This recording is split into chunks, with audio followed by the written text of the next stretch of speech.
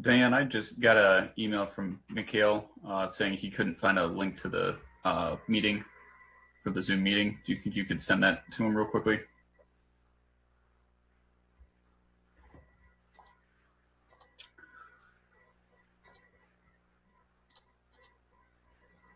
All right, folks, I'm showing 7 o'clock, and we're gonna just want to make an announcement or two before we continue. For folks who are tuning in, this is a continued meeting from the Committee of the Whole meeting we were holding this past Monday.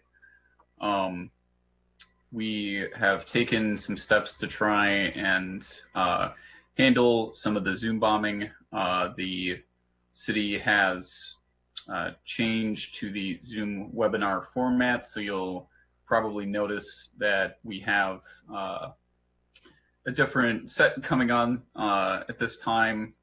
So everyone who joins the meeting, all mics are automatically muted, so no one can just drop in and Zoom bomb us. Also, we'll be using speaker view on our stream so that only the speaker is being shown. So anyone who's trying to Zoom bomb with video will not appear to most folks. And if you use speaker view in your own home system, you should only see the folks who are actually talking, and no one who drops in with a video will actually be able to talk because they'll be muted. So no one should see anyone should that be happening. So just want to let folks know we're continuing to try to improve on some of these aspects, but these are some things that we've taken, some action we've done since the last meeting.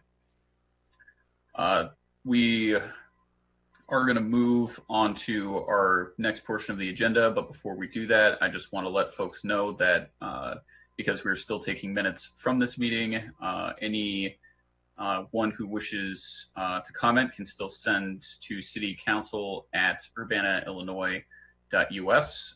There were a few emails we've gotten since the continuance of our last meeting and this restart of this one. All of those emails will be entered into the record for this meeting. So without further ado, we were going to continue with a CPRB report. I don't know who was going to lead that off, Diane, if Mikhail was going to do that or where we were going to start. So if you let me know, I'll be happy to take direction on who's going to give that report. Sure. Do we need to take roll? Or continuing? Because we're continuing, we do not need to do a roll call, but I was asked to make mention of who was in the room just for the record. And so I have Councilmember Wu, myself, Councilmember Miller, Mayor Diane Marlin, Councilmember Colebrook, Councilmember Brown, Councilmember Roberts, and Councilmember Jacobson, and Deputy Clerk Wendy are all in attendance, and along with a number of co-hosts from staff. So Dan, I'm sorry that I didn't hear what you wanted. Who was going to lead off with that? Elizabeth Hannon will, and Vasilia Clark, our staff, who are here to present the report, and then the chair of the Civilian Police Review Board, Mikhail Lubiansky, will join us. Okay. Oh, there he is. Good. Okay. So we were going to have him lead off. He wanted to make a short statement, and then we'll get into the report. Okay. Mikhail, you should be able to unmute yourself if you want to go ahead. Yes, thank you. I'll keep it short. Thank you for the opportunity to address you this evening. These are painful and stressful times for our country and for Urbana, but perhaps the conditions finally exist for meaningful reform of policing practices nationally and locally. Civilian oversight boards can play an important role in identifying the changes in policing practices that would best serve our racially diverse community, as well as in overseeing the implementation of those reforms. The CPRB has not been able to meet these last few months, so I'm not prepared at this time to make any proposals or recommendations. I hope that the next few months will give us opportunity to meet, to continue to gather public input, and to make specific recommendations to this body. In the meantime, because I imagine that most of you were not on this council when the CPRB was created in 2011, and I was not involved in that process at all. But I would like to take the next few minutes to describe just mention the different models of civilian oversight, and mention a couple of resources as a way for all of us to orient ourselves to how oversight works. The information that follows comes from a document called Civilian Oversight of Law Enforcement, a review of the strengths and weaknesses of different models. I will send the council and the mayor a copy of this text with the link to this document. It was authored by Angeles, Rosenthal, and Buchner in 2016. As you consider the different models, I want to stress that I agree with the authors of this document who argue that each board is constructed in a unique way to meet the unique specific needs of their community. As such, it is not a matter of quote unquote best practices, but rather one of best fit. So the three primary models are an investigation-focused model in which essentially professional investigators who are not affiliated with the police department are hired by the city to either duplicate the investigative efforts of the police department or to replace those efforts. And this document describes different strengths and weaknesses, but certainly this requires, it's a very high cost process that has the benefit of reducing bias in investigations, and it does tend to increase community trust in the investigation process, but also can lead to disillusionment among the public, the authors say, if the community expectations for change are not met. This is not the nature of our current CPRB. I can't imagine that Urbana has the resources to move toward this particular model. The second model described in the document is the model of the current CPRB. It is called the review-focused model, where the CPRB focuses on reviewing the quality of completed police internal investigations and make recommendations to police executives and city staff. And there's a lot of variability in this model in terms of which complaints the CPRB reviews. So as all of you probably know by now, we are an appeals model here. So I don't know how many total complaints have been filed in regard to police conduct since the CPRB was formed in 2011, but I do know that only 4 of those were appealed and only 4 were reviewed by the CPRB. So we're seeing, I'm guessing, a very small percentage of the actual complaints.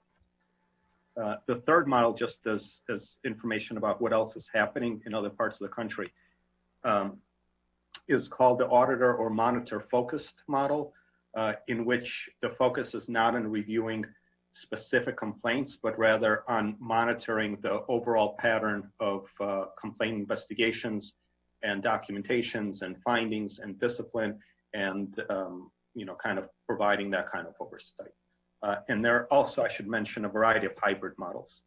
The last thing I want to say that, as I started to look at different documents governing what national and local CPR boards are able to do, part of what is relevant, it seems, is the collective bargaining agreement with the Fraternal Order of Police. And interestingly, Part D of the side letter that pertains to the CPRB states that the police department's investigation and final determination shall be completed prior to any CPRB consideration of a complaint filed by a member of the public. So as I understand it, this means that the union is not opposed to the CPRB responding to civilian complaints directly and independently of a police internal investigation. It only states that the police investigation must be completed prior to the CPRB beginning its review. So certainly one of the things that I hope will happen as we continue to gather public input and consider how the CPRB might function in the future. But one of the things that I hope this body will consider is whether it makes sense for the CPRB to review all complaints made about police conduct and not only serve as an appeals body. Thank you. Thank you, Mikhail. I think, Bill, I see you raising your hand. Did you have a question you'd like to ask? Yeah, I had a question for Mikhail. You said that you only review, you refer to it as appeals board, and you only review complaints that are appealed. But the way I read the ordinance, you should at least be receiving all the complaints. So you should be aware of all the complaints and have a sense of what types of complaints are being made. Probably not the name of the officer, but hopefully some number ID of the officer, so you could track if some ID was receiving more complaints than the others. Have you been receiving those complaints? Because it's pretty clear in the ordinance. It defines a complaint as a written allegation of misconduct lodged against a sworn officer. And it says all complaints shall be submitted to the CPRB within 7 working days. And it goes on to say later, how a complaint can be handled by the police and then appealed. So have you been receiving all those? Yeah, thanks, Bill. I didn't mean to imply that that those 4 reviews has been the only work that the CPRB has engaged in. My understanding is that there was a time when the CPRB members had full access to all of the complaints, and then there was a window, I don't know how long, but for a little while when we did not have that access. And then more recently, maybe the CLA can provide more accurate information. That access was restored. So we do now, again, have access to all the complaints. Okay, thanks for clarifying. Did any other council members have any questions or for Mikhail before we move on? Eric, I see your hand up. Okay, just so I'm clear that I understand, currently you have access to all the complaints, but you may not actually do a review unless the complainant appeals the finding from the internal police review, or may you begin a review as soon as the police have finished their review? My understanding is the first version of what you said, that we only engage in a review process if there's a formal appeal. Now I'm going beyond asking about process and asking your opinion. Do you think that the complainants understand that they have a right to appeal? That question is probably best asked of the complainants. I believe all of the letters that are, all of the finding letters have information about the right to an appeal with information about how to initiate that appeal. So that information is there, but there's a different question in terms of, to what degree do community members trust the appeals process? To what degree do they see barriers to engaging in an appeal? And certainly one of the things that our body has heard during meetings, during the public input parts of the meeting, is that there's not confidence that an appeal is worth their time. So since you have had access to the complaints, have you tabulated the numbers about how many complaints, let's say within the last year, have there been? I have not tabulated, and certainly that's worth doing. In an informal conversation, I think I heard that there were over 20 complaints filed so far this year, with I think almost all of them coming from one person. I cannot verify this. This is I would need to double check. Okay. Thank you. Mary Alice, did I see your hand go up? I was looking over the ordinance, and there's a couple of other items that the CPRD has the ability to do, and I was wondering if the committee had ever undertook those items. So the first one was Let's see, I have to scroll up, sorry. There is something about providing input to the mayor about changes in police policy in here. There's also something in here about community outreach and recommendations. I was wondering if the board had an opportunity to do any of those activities. So I can only speak to those questions for the past 4 years because I wasn't on the board prior to that. There have been a few, I would say, limited efforts at public outreach in the form of showing up to different events hosted by the city of Urbana and representing the CPRB during those events. That's the public part. What was the first part of your question? Providing recommendations to the mayor about changes. Yes, this has not happened during my time on the board, but in the last maybe 3 or 4 meetings, so this is going back now maybe in the last year, there's been a lot of interest in engaging that part of the ordinance. And part of, I think, our stuckness is that we didn't have clarity about like what would be the process, what form should the discussion take, how do we provide input to the city council, and of course, part of it is there's been changeover in the staff that's been guiding us from Alex to Preston, and now Preston has left. So we're in a little bit of a gray area, especially with COVID, in terms of figuring out like how do we even engage that. But as a body, we certainly have interest in doing this part of the mission. Okay, thank you. All right, Mary Alice, thank you. Dennis, Bill, or Sharice, did any of you have questions for CPRB Chair McHale? I'm not seeing. If I have anything to say or any questions, can I ask later? Because for me, this is still kind of like a tutorial. Of course, Sharice. Learning how this works. I just didn't know if you had anything you wanted to ask. Dennis, I see your hand raised. You should be able to unmute yourself, Dennis.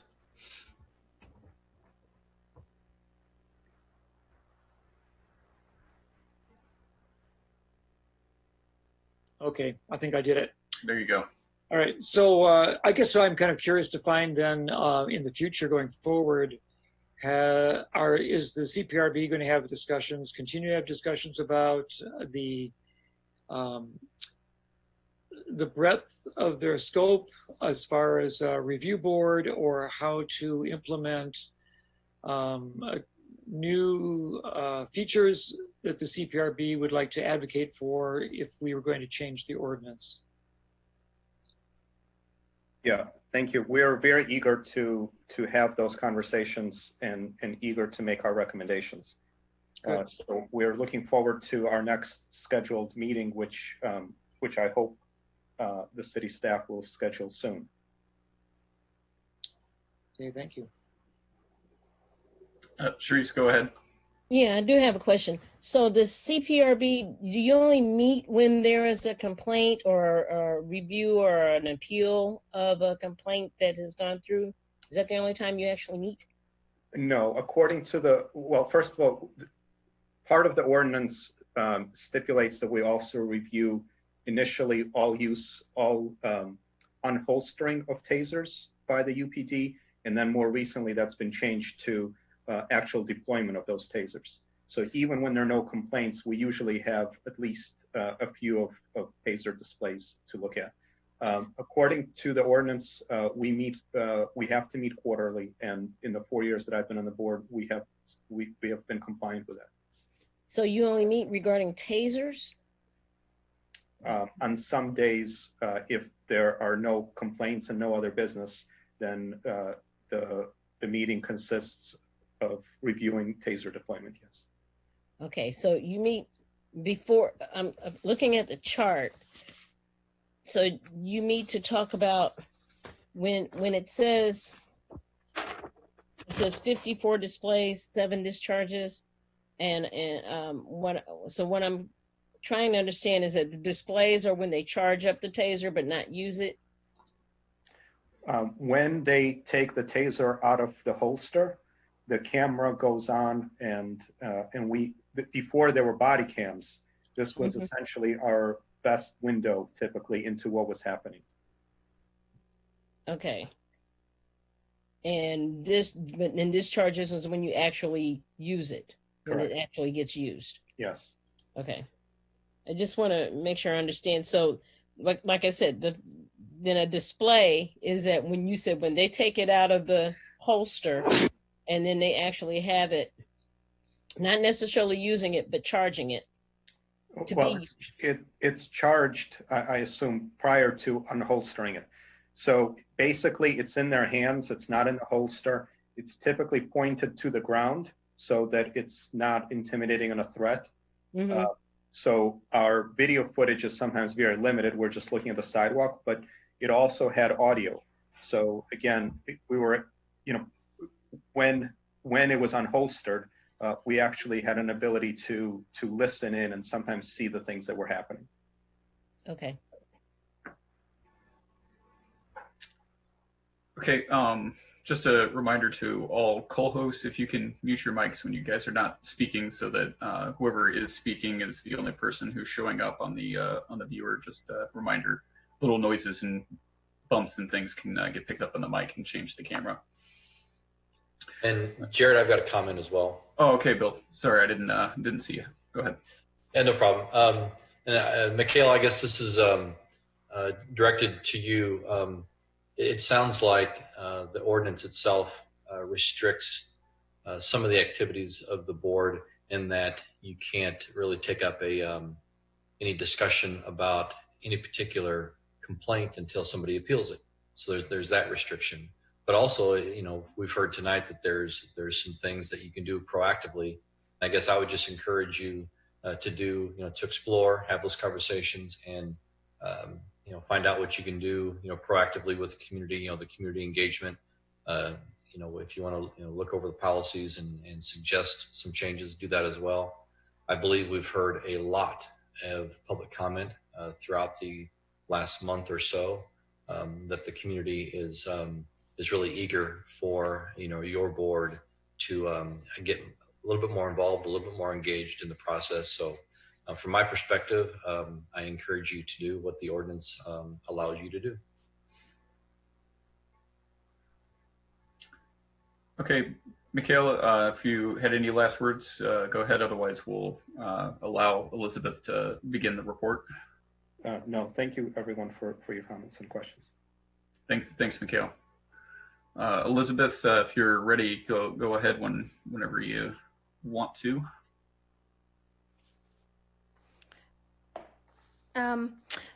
So my report is really focused on reports that are supposed to be provided to the City Council related to the Civilian Police Review Board. And this request came a couple of weeks ago.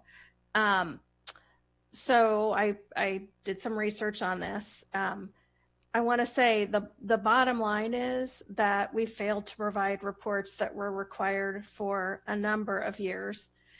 There's really no excuse for that, so I'm not going to make one. I think that this is a very important part of the City Council's oversight of these activities, just as it is with financial reports. You review those to make sure that we're complying with your direction. So we will work to get that back on track as quickly as possible. I'll run through those reports quickly here. There are basically four required reports that I'm going to talk about. So the first is an annual report from the CPRB to the mayor and council. This was last provided in 2014 for calendar year 2013. I think we are pretty close to having all that data together at a staff level. However, because that report comes from the CPRB needs to review it before we provide that to the City Council. There is also a quarterly report on pending internal investigations, which is a little confusing, but in this context, we understand that to mean we're talking about open police complaints and those related investigations. We could not find any indication that that report has ever been provided, but we will develop a format and begin providing that on a regular basis. The next one is copies of CPRB taser display reports. And that report is also, that report is provided by the Human Relations Officer to the Mayor and City Council. So the way that has been interpreted is that those reports are only provided if the CPRB took exception to an incidence of taser usage. That has actually not happened to this point. And I provided a chart for you that's attached to the memo at the mayor's request. So there have been since February 2015 through March, there have been a total of 61 total taser incidents in Urbana. 7 of those were discharges. Of those, 3 have been reviewed and 4 are not reviewed because those cases are still pending resolution. There have been 54 displays, 36 have been reviewed, 18 unreviewed, either pending resolution of cases or occurred since the CPRB made a decision not to review every display. So there would have been no reports provided related to that, but in the future, if necessary, there will be. The final one is an evaluation of the review of taser displays. And this was a report that was supposed to be provided just once, 12 months after the effective date of the ordinance, which was in February 2015. When I started digging into this, there were a few people who sort of recalled that maybe an oral report had been made, but we couldn't really find anything on the record. So our deputy police chief has been working on that report along with the subcommittee of CPRB. The CPRB subcommittee will review that at their meeting in July. And then following that, both of those reports will be presented to the city council. So again, I think the intention here is to get this back on track just as quickly as possible. Thank you, Elizabeth. Were you giving the entirety of the report, Dan? I thought I heard there were 2 folks, or is it just her and Mikhail? Yeah, Vasilia is also on. If you have questions, she can jump in where that's necessary. Vasilia is available for questions. Okay. Mm-hmm. I didn't know if she had more to add or not. And she's the Human Relations Officer. Yeah, Human Relations Officer Vasilia Clark. Okay, council members, Bill, I see your hand up. Go ahead. Yeah. So on the decision to not review taser displays and only taser uses, that's actually in our city code. It's part of our ordinance. So if that decision's going to be made, it needs to be made by the city council. So I'd ask you bring a ordinance or something to city council that we can vote on, discuss that. I can understand, why they might decide that, but I'd like to hear the reasoning and make the changes official. So, and then since they usually only meet quarterly, that's what they're required in the the ordinance. And April was canceled, so officially you should probably meet in June. I could see putting it off to July if you can't get it going. But I also couldn't find bylaws. Most of our commissions have bylaws on their website, but I know for other commissions that meet monthly, we can reschedule meetings, and I'm pretty sure the chair has the ability to call special meetings, pretty similar to how we operate in the city council. So I'd suggest meeting more frequently for a while now that we have some momentum going on this. And I'll leave that up to the board how often they think they should meet, but I'd like to see them meet more frequently in order to establish some goals, basically. And if they want to have a joint meeting with city council to do a goal setting session, I think that could be useful. And those goals could include some of the other activities that the ordinance currently allows, as well as coming up with recommendation for improving the ordinance. I did see a list of taser displays on the CPRB website, but maybe those are just the ones that they reviewed. It looked like there's maybe a couple dozen.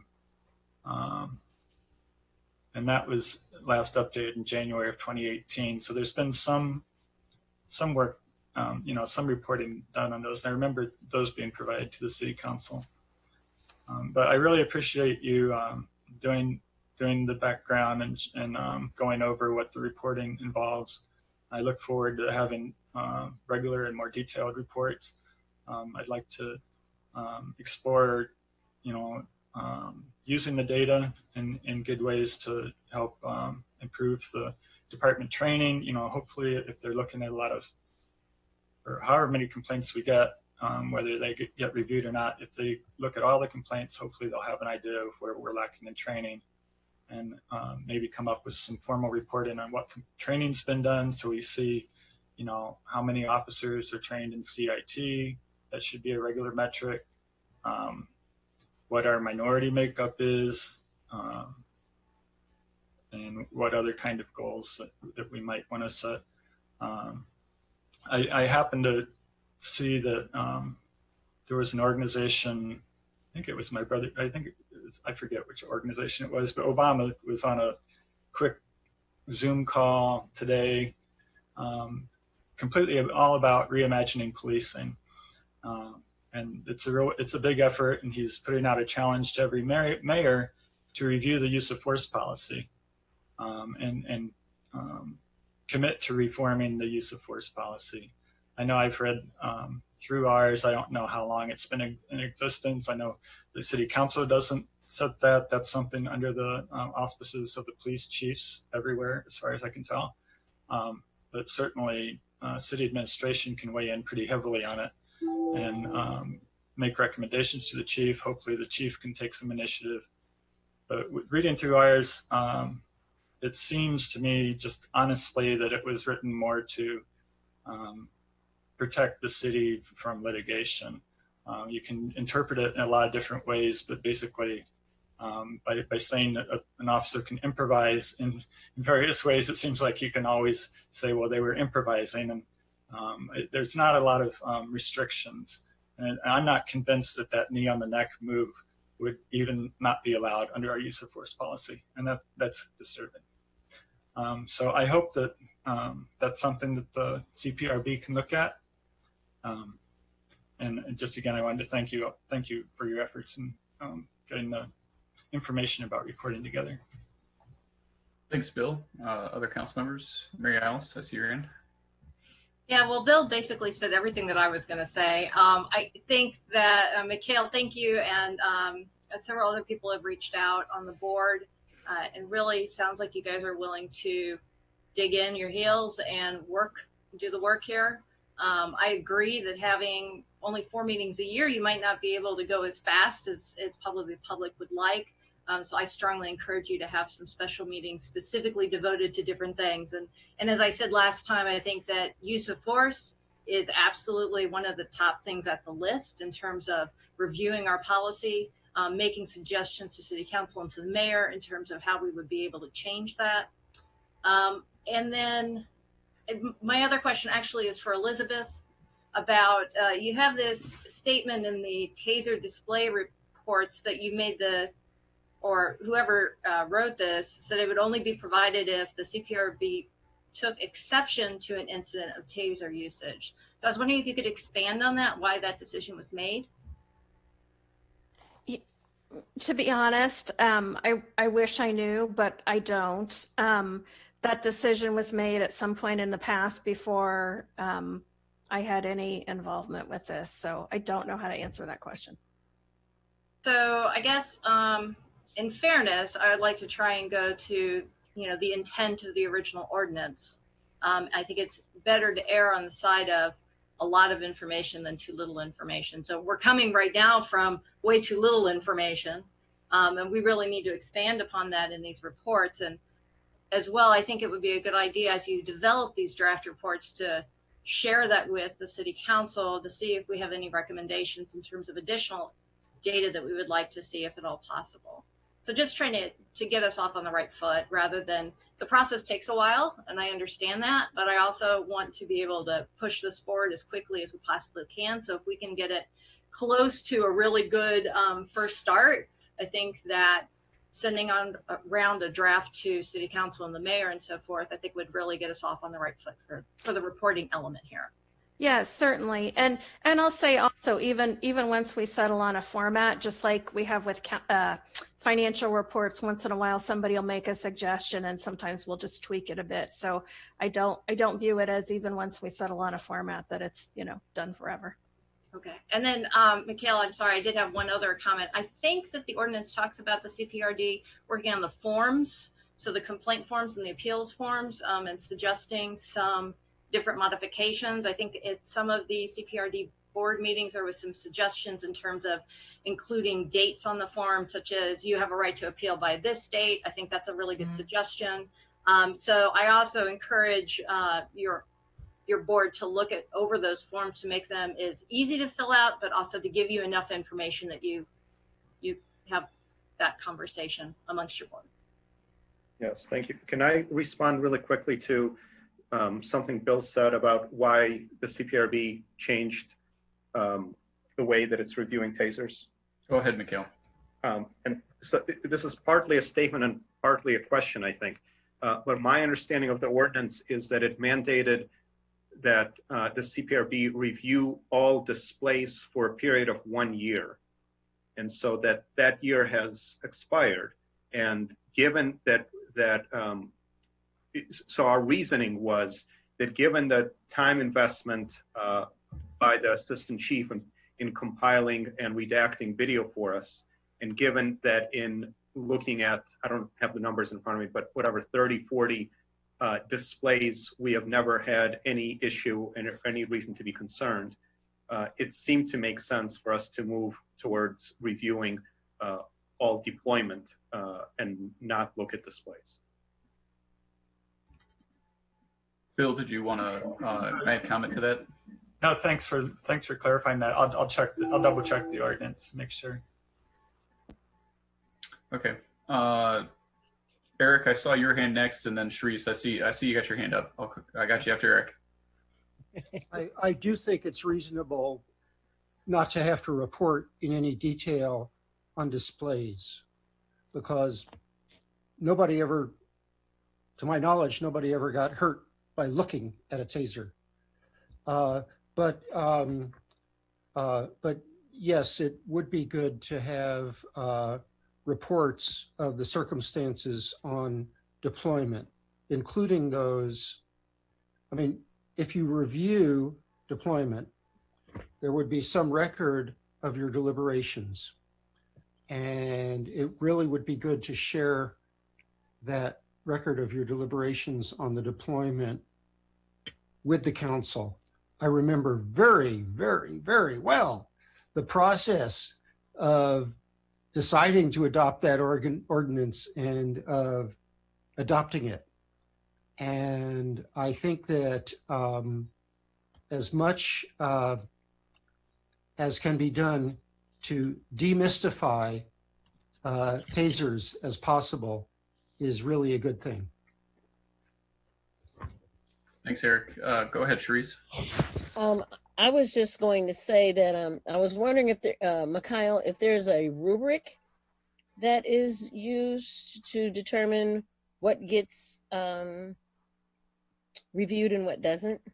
Like you know, if even with the just the display, is there a rubric of sorts where if what you hear on the audio seems to be kind of volatile, and that's why there was a display, not necessarily a discharge, or do you determine, how do you determine what not to review and what to review?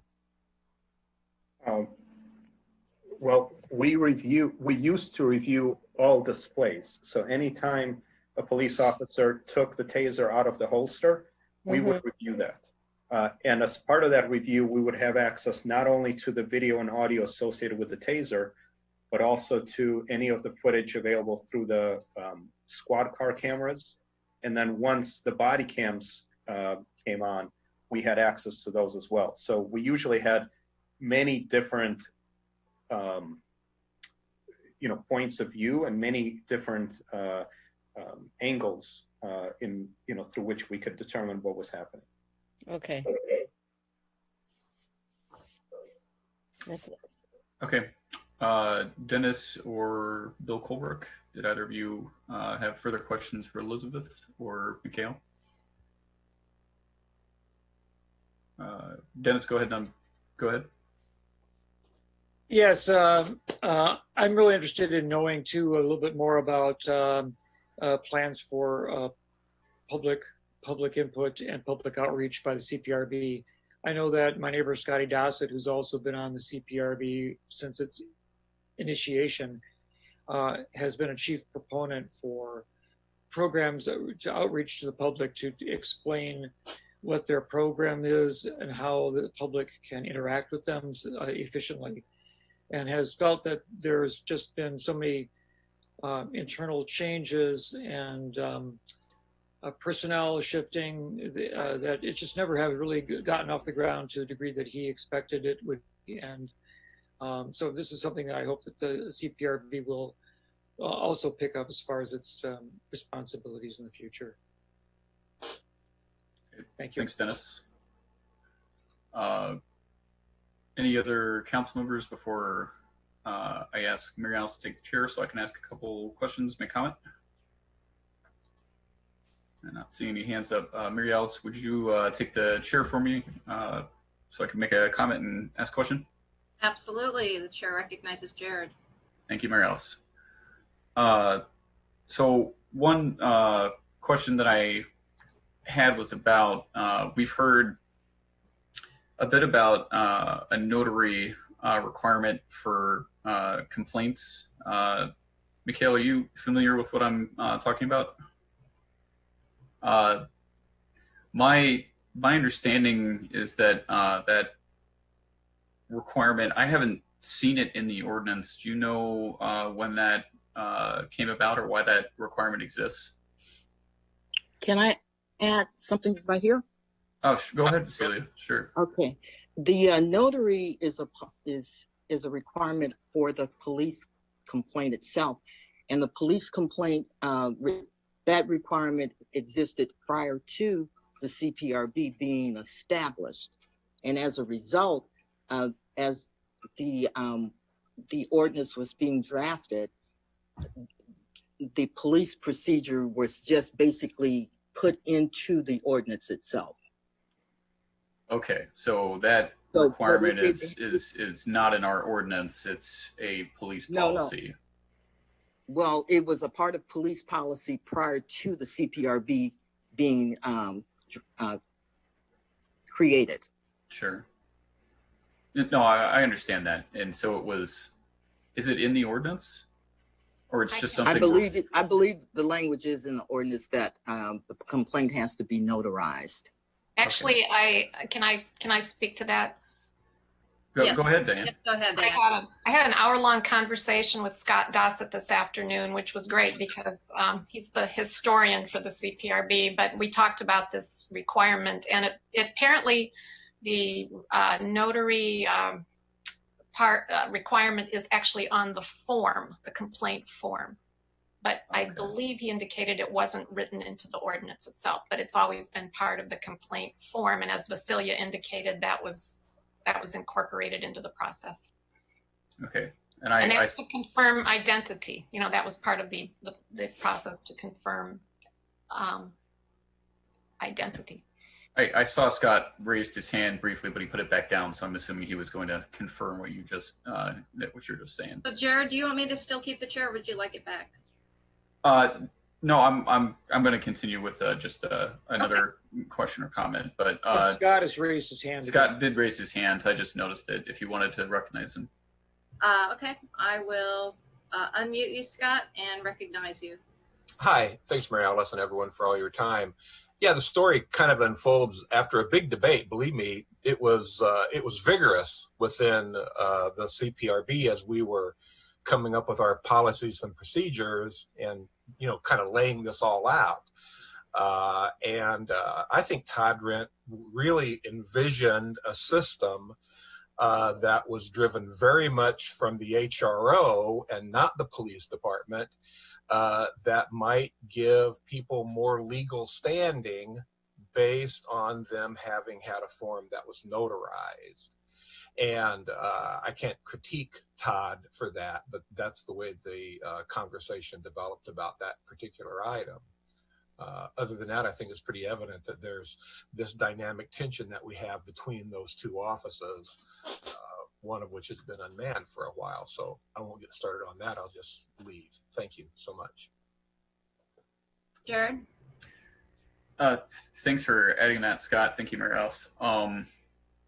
Okay, well, that's good to know that some history on that and why it's on the form, even though it's not in the ordinance. And obviously there's a little bit of, I think, what are we following, the form or the ordinance here?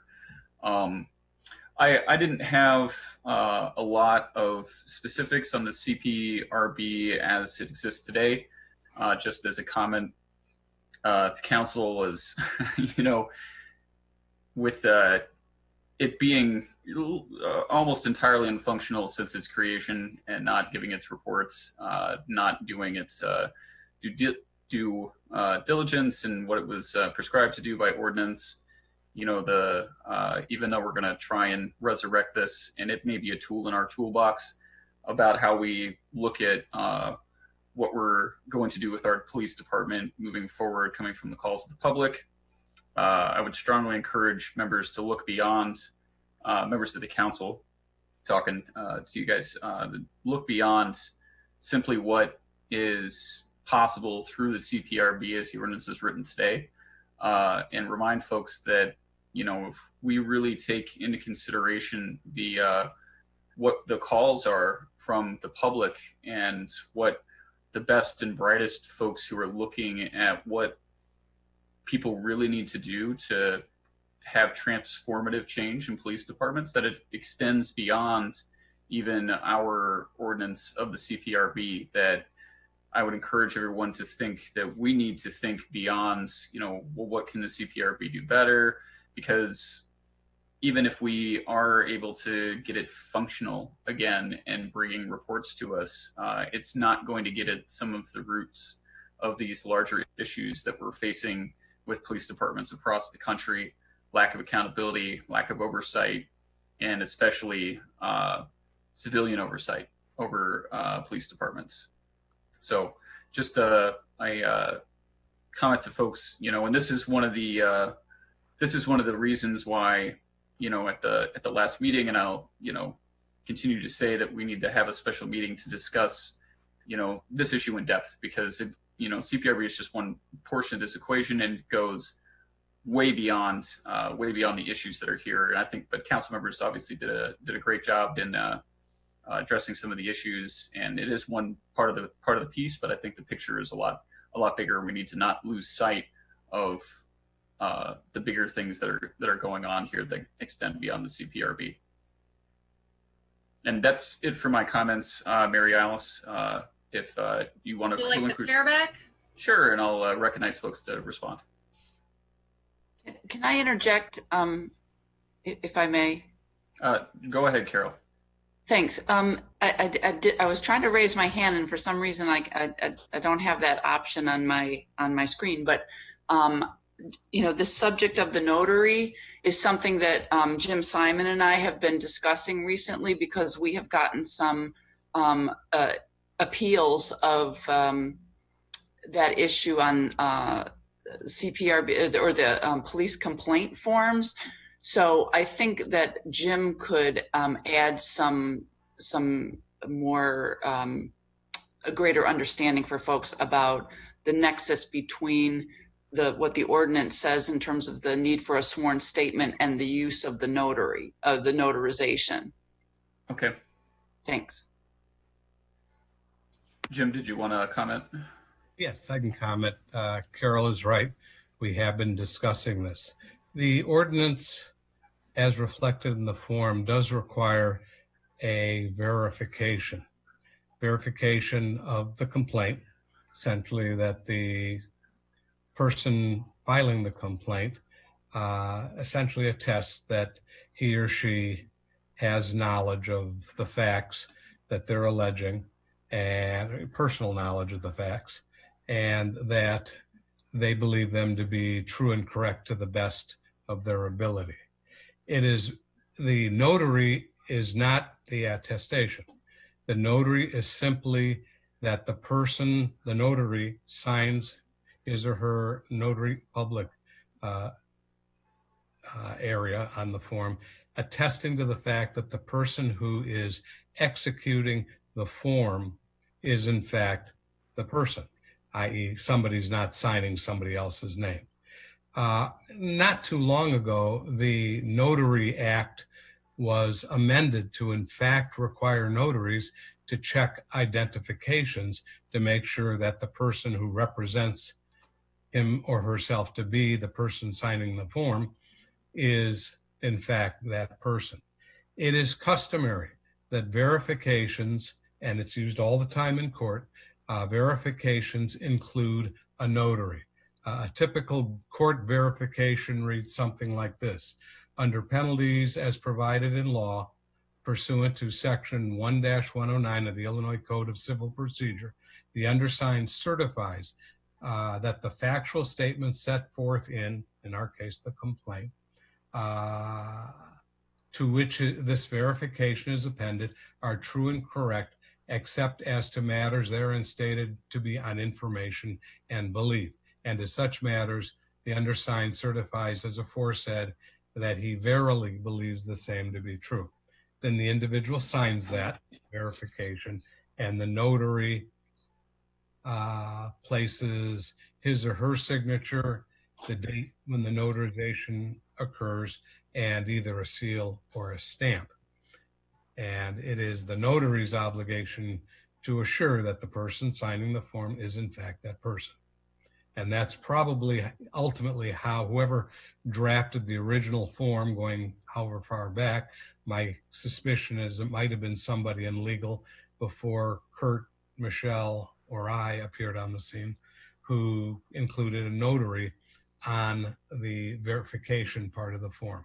So it is customary in court proceedings. You know, a lot of judges require it, if not by statute. Thanks for the background. Bill Colbrick, I had seen your hand before. Bill Brown, I'll call on you right after him. Yeah, thanks for recognizing me. I'm going to also read from the law, and the other council members may not be aware, but there is a law that is titled, the Illinois Law, Uniform Peace Officers Disciplinary Act. So this I believe the history of this was based in just a series of complaints nationwide and in the state. And basically, the law was created in order to give police officers some basic fundamental rights in the investigation and disciplinary process.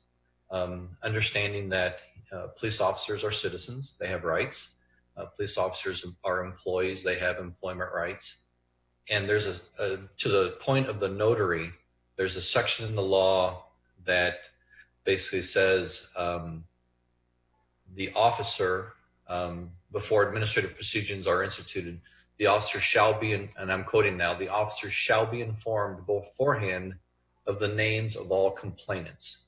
So that speaks to Mr. Simon's comment that it's used to affirm the person's identity, because obviously if a police officer is going to be disciplined, if he's going to have consequences to his career, possibly lose pay, possibly lose his job, it is his or her right to have a fair process. And part of that fair process is to know who is complaining against him. So I just want everybody to be aware of that law. Once again, it's titled the Uniform Peace Officers Disciplinary Act. And people like me have to abide by that whenever there is complaints and an investigation that is launched against a sworn police officer. And I haven't had the opportunity to in-depth review the police officers' collective bargaining agreement. But I just want to make note that there's a lot of collective bargaining agreements for police officers in the state of Illinois that also includes some sort of language that guides how a complaint process is done, how investigations are done, and how disciplines are done as well. So between those two bodies, those two documents, I think that we need to be cognizant of those, and I think the public needs to understand that the public just can't say, hey, we want this and let's impose this. The council, well, we can't just have these wishes and wants either. We're actually guided by the constraints and the guidance of the law and other documents like collective bargaining agreements. Thank you. Thanks, Bill. Bill Brown. Yeah, and thanks, Bill, for that. I've had that in my mind, and I know a lot of people weren't aware of that, but that amount of detail was really helpful. But I had one other request for the report. When you bring the report back, in the ordinance, it mentions the Human Relations Office shall develop written standards for orientation and continuing education for all CPRB members, and it's subject to the approval of the mayor and council. And I don't remember seeing those. It would have been before I was on the council, but if those exist and you could provide those, that would be good. They should probably, and it may be something too that you need to rework because you'll have a new member coming up. So whatever you decide, or whatever the CPRB in conjunction with other people decide, I'd like to see that brought to. Thanks. Thanks, Brown. Dennis, I see your hand. Go ahead. Yeah, thank you. Considering the forms, we're talking a little bit about the forms. I'd just like to input in. I've heard from, I guess, the public in general that they would like to see it easier to be filing forms, or make the process of filing a form for complaint easier to understand. And so when we have a form and we're using oaths, and we're using words like "I verily attest to the facts that I'm stating are true," I would wonder, isn't it possible to phrase the form in a more normal civil language, or do we have to use the approved lingo of the jurisprudence system just for our own CPRB activities? I think it sets up a barrier for people who feel like they don't know what they're signing exactly and what the implications are in the long term for them. I think they should be taken as seriously, but I think that speaking in plain language for the CPRB format is going to be an assistance to the public in general. Thanks, Dennis. Eric, I see your hand. Go ahead. There's still a point of fact that I'm not sure I understand. I understand the rationale for notarizing the signature on the original complaint. I mean, the other aspect of that hasn't been mentioned is I would hate to have somebody else file a complaint and sign my name to it and not have the identity verified.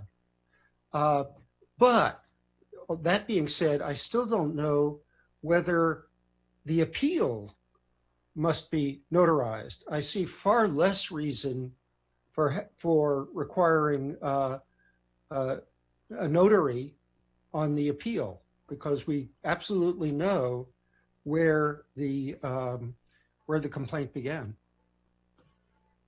Thanks, Eric. Mikhail, Elizabeth, or Jim, do you guys want to comment on notarization of appeals? Go ahead, Mikhail. I actually don't know. Maybe Scott does. I was going to ask so one of the communications that I received in the last few minutes is that Champaign does not require a notary for a complaint. And so I'm wondering if anyone know if that's true, and if so, how do they manage the legal issues that were just described to us? Jim, do you have any insight into that, or Elizabeth? I have no insight as to how Champaign operates with their CPRB. I will tell you, I've not had that much exposure to our CPRB, but having, getting back to Dennis's comment about prudence in terms of forms, when we file appeals in the Seventh Circuit and in our case down here, the Fourth Circuit State Court, and in the United States Supreme Court and the Illinois Supreme Court, those briefs and statements, there's some attestation. It's more in terms of form rather than substance, because obviously it's mostly argument. So at least there's some kind of, history to it. But as Dennis indicated, that's up to you all. It's a policy decision whether to follow that, and it would be a CPRB decision in terms of language. Going back to Dennis's question, I would see no problem in using more of a layman's language for the verification rather than a more legalese at all. Okay. Again, it has to be worded still carefully to make sure it does what it's supposed to do. Yeah. Scott, you might have a comment on that. I see your hand raised. I'll go ahead and recognize you. Yeah, thank you. The ordinance does not have any kind of detail whatsoever in terms of how the appeal process is actually elicited or managed. At this point in time, we've had the original complaint, which should be housed in HRO. The police department has done an internal investigation. The chief writes a nice letter. The complainant gets back and says, I'm not happy. I don't know that we have ever used a separate form of any sort to elicit that appeal. It's kind of common knowledge. The complainant gets back to the chief, and I don't really know. The best person to answer that would probably be, chiefs who's gone through an appeal. And so Chief Serafin would have done one, just a couple of weeks ago, or months ago. So that's just little input. Okay, thanks, Scott. Jared. Cecilia, go ahead. I just want to give a little history here. The notary issue didn't become an issue until COVID, because the folks would bring their complaint in and the police staff would notarize the form for them. So this whole issue of notarizing and came up as a result of the building being closed to the public. Okay. That's interesting to know. Further council comments?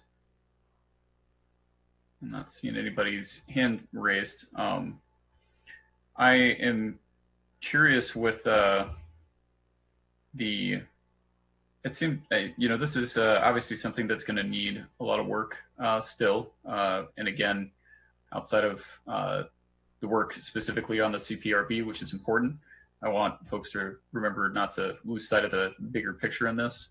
I think we're going to need probably another chance to talk about this in this format because we've raised some issues here, and I've gotten some information that's, we just need to make these things accessible. I think the consensus is there to do so, and in the process of tackling that, I think we'll get there. If there are not any further comments or questions for staff, we'll go ahead and move on to the next agenda item. Okay, I'm not seeing, did I hear somebody? I didn't, I'm trying to watch everybody's video. Okay, all right. Well, we're gonna move on in the memo, and I believe we have a CIP capital improvement plan presentation next. Yes, thank you. Hello, Carol. Hi. I'm really excited, and I see some smiling faces of people who are going to help me with this presentation. Also, this is what we're going to call the new and improved CIP for your review. This is the first installment of 2, and this is we're going to talk to you about the projects tonight that we will be presenting in greater detail in terms of an actual financial plan in a couple of weeks. But I do want to tell you, by way of introduction, that this has been a real team effort, and in the past, I think the CIP wasn't really given a lot of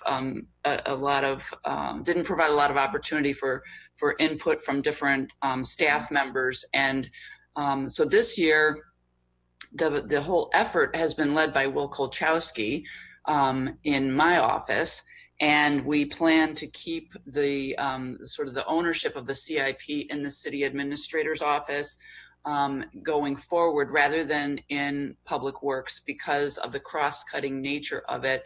We haven't been able to take full advantage of that with other departments and our external partners like the Park District and the school district like we would like to. But this is, this is going to be a work in progress, and we're going to and we will do more and more as we move forward.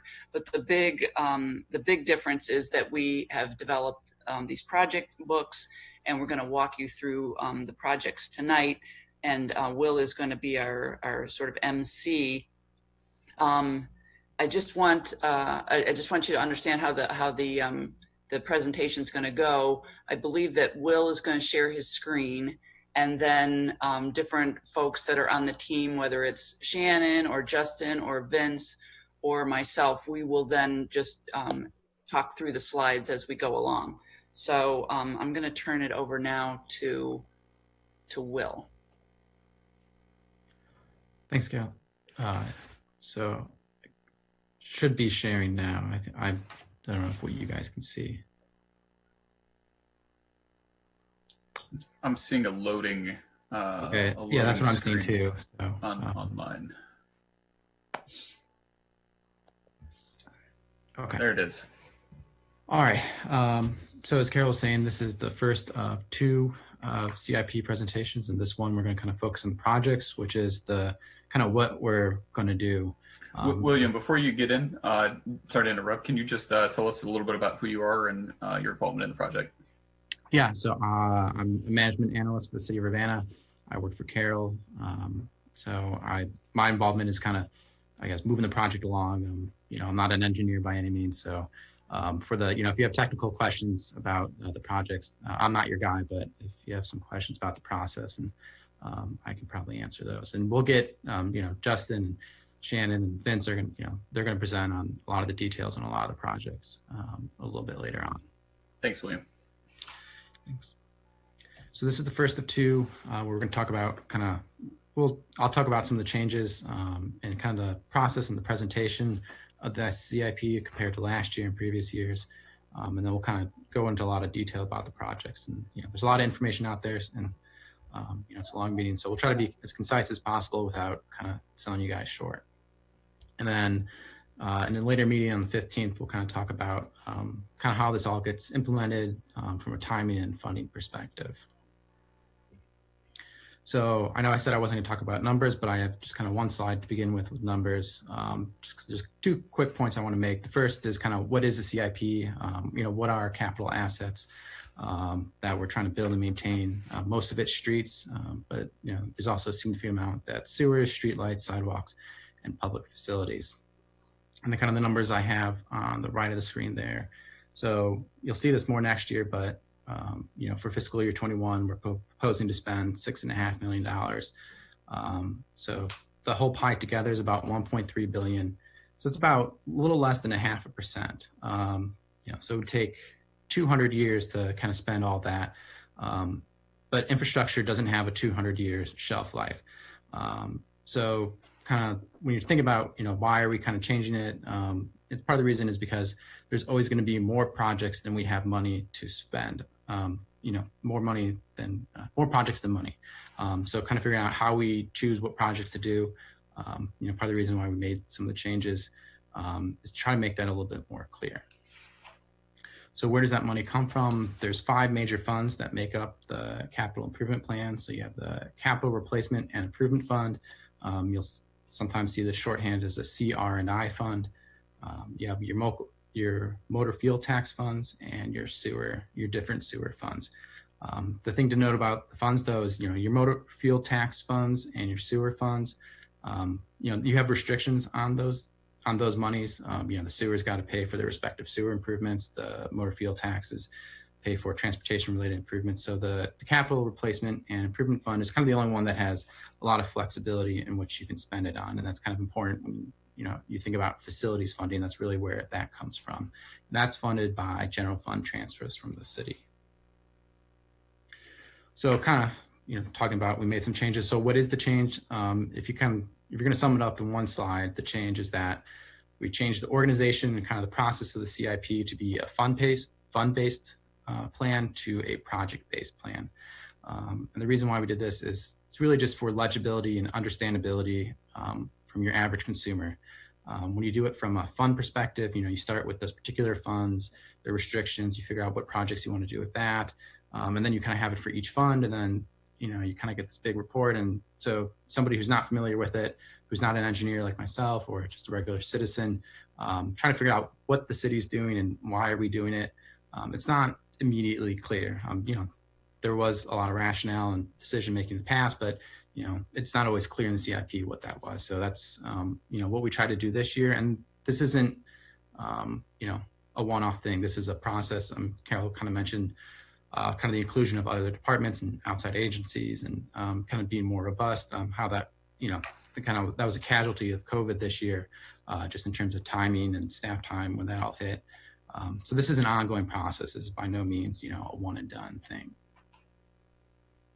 So kind of talking about the planning process, how do we create the CIP this year? Well, the first thing we did is we reviewed all of the previous projects that were in the CIP, and then based off of input from the operations staff, engineering staff, and the different master plans we have and public input in the past, we kind of came up with a new list. And this is we got a lot of input from the operations staff, and they're really crucial in this kind of phase of the project because they're out there every day fixing potholes, and they kind of get a real intimate idea of where the issues are.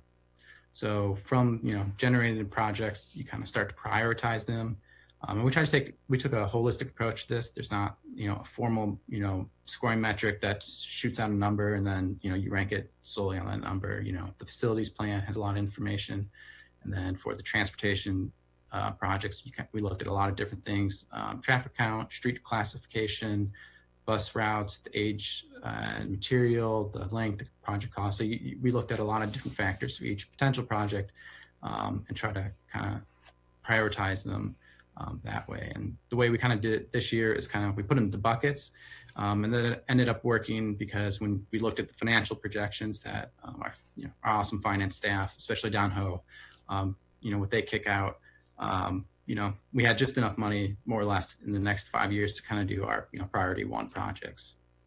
And so we put that all in a plan.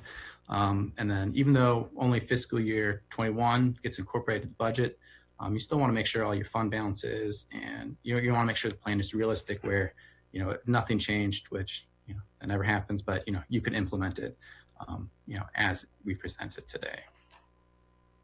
So that's kind of changing the process. There's some significant changes as well, kind of from a substantive standpoint as well.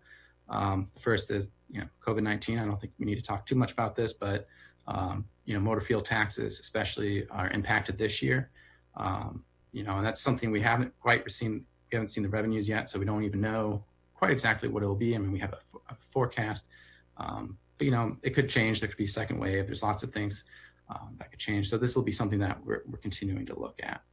Another change that we've done from previous years, this is especially true for the when we reviewed the maintenance line items, is in the past, and we've been working towards this the past couple of years, is the practice was kind of carry over balances. So an example of this is kind of for the pavement maintenance planning services.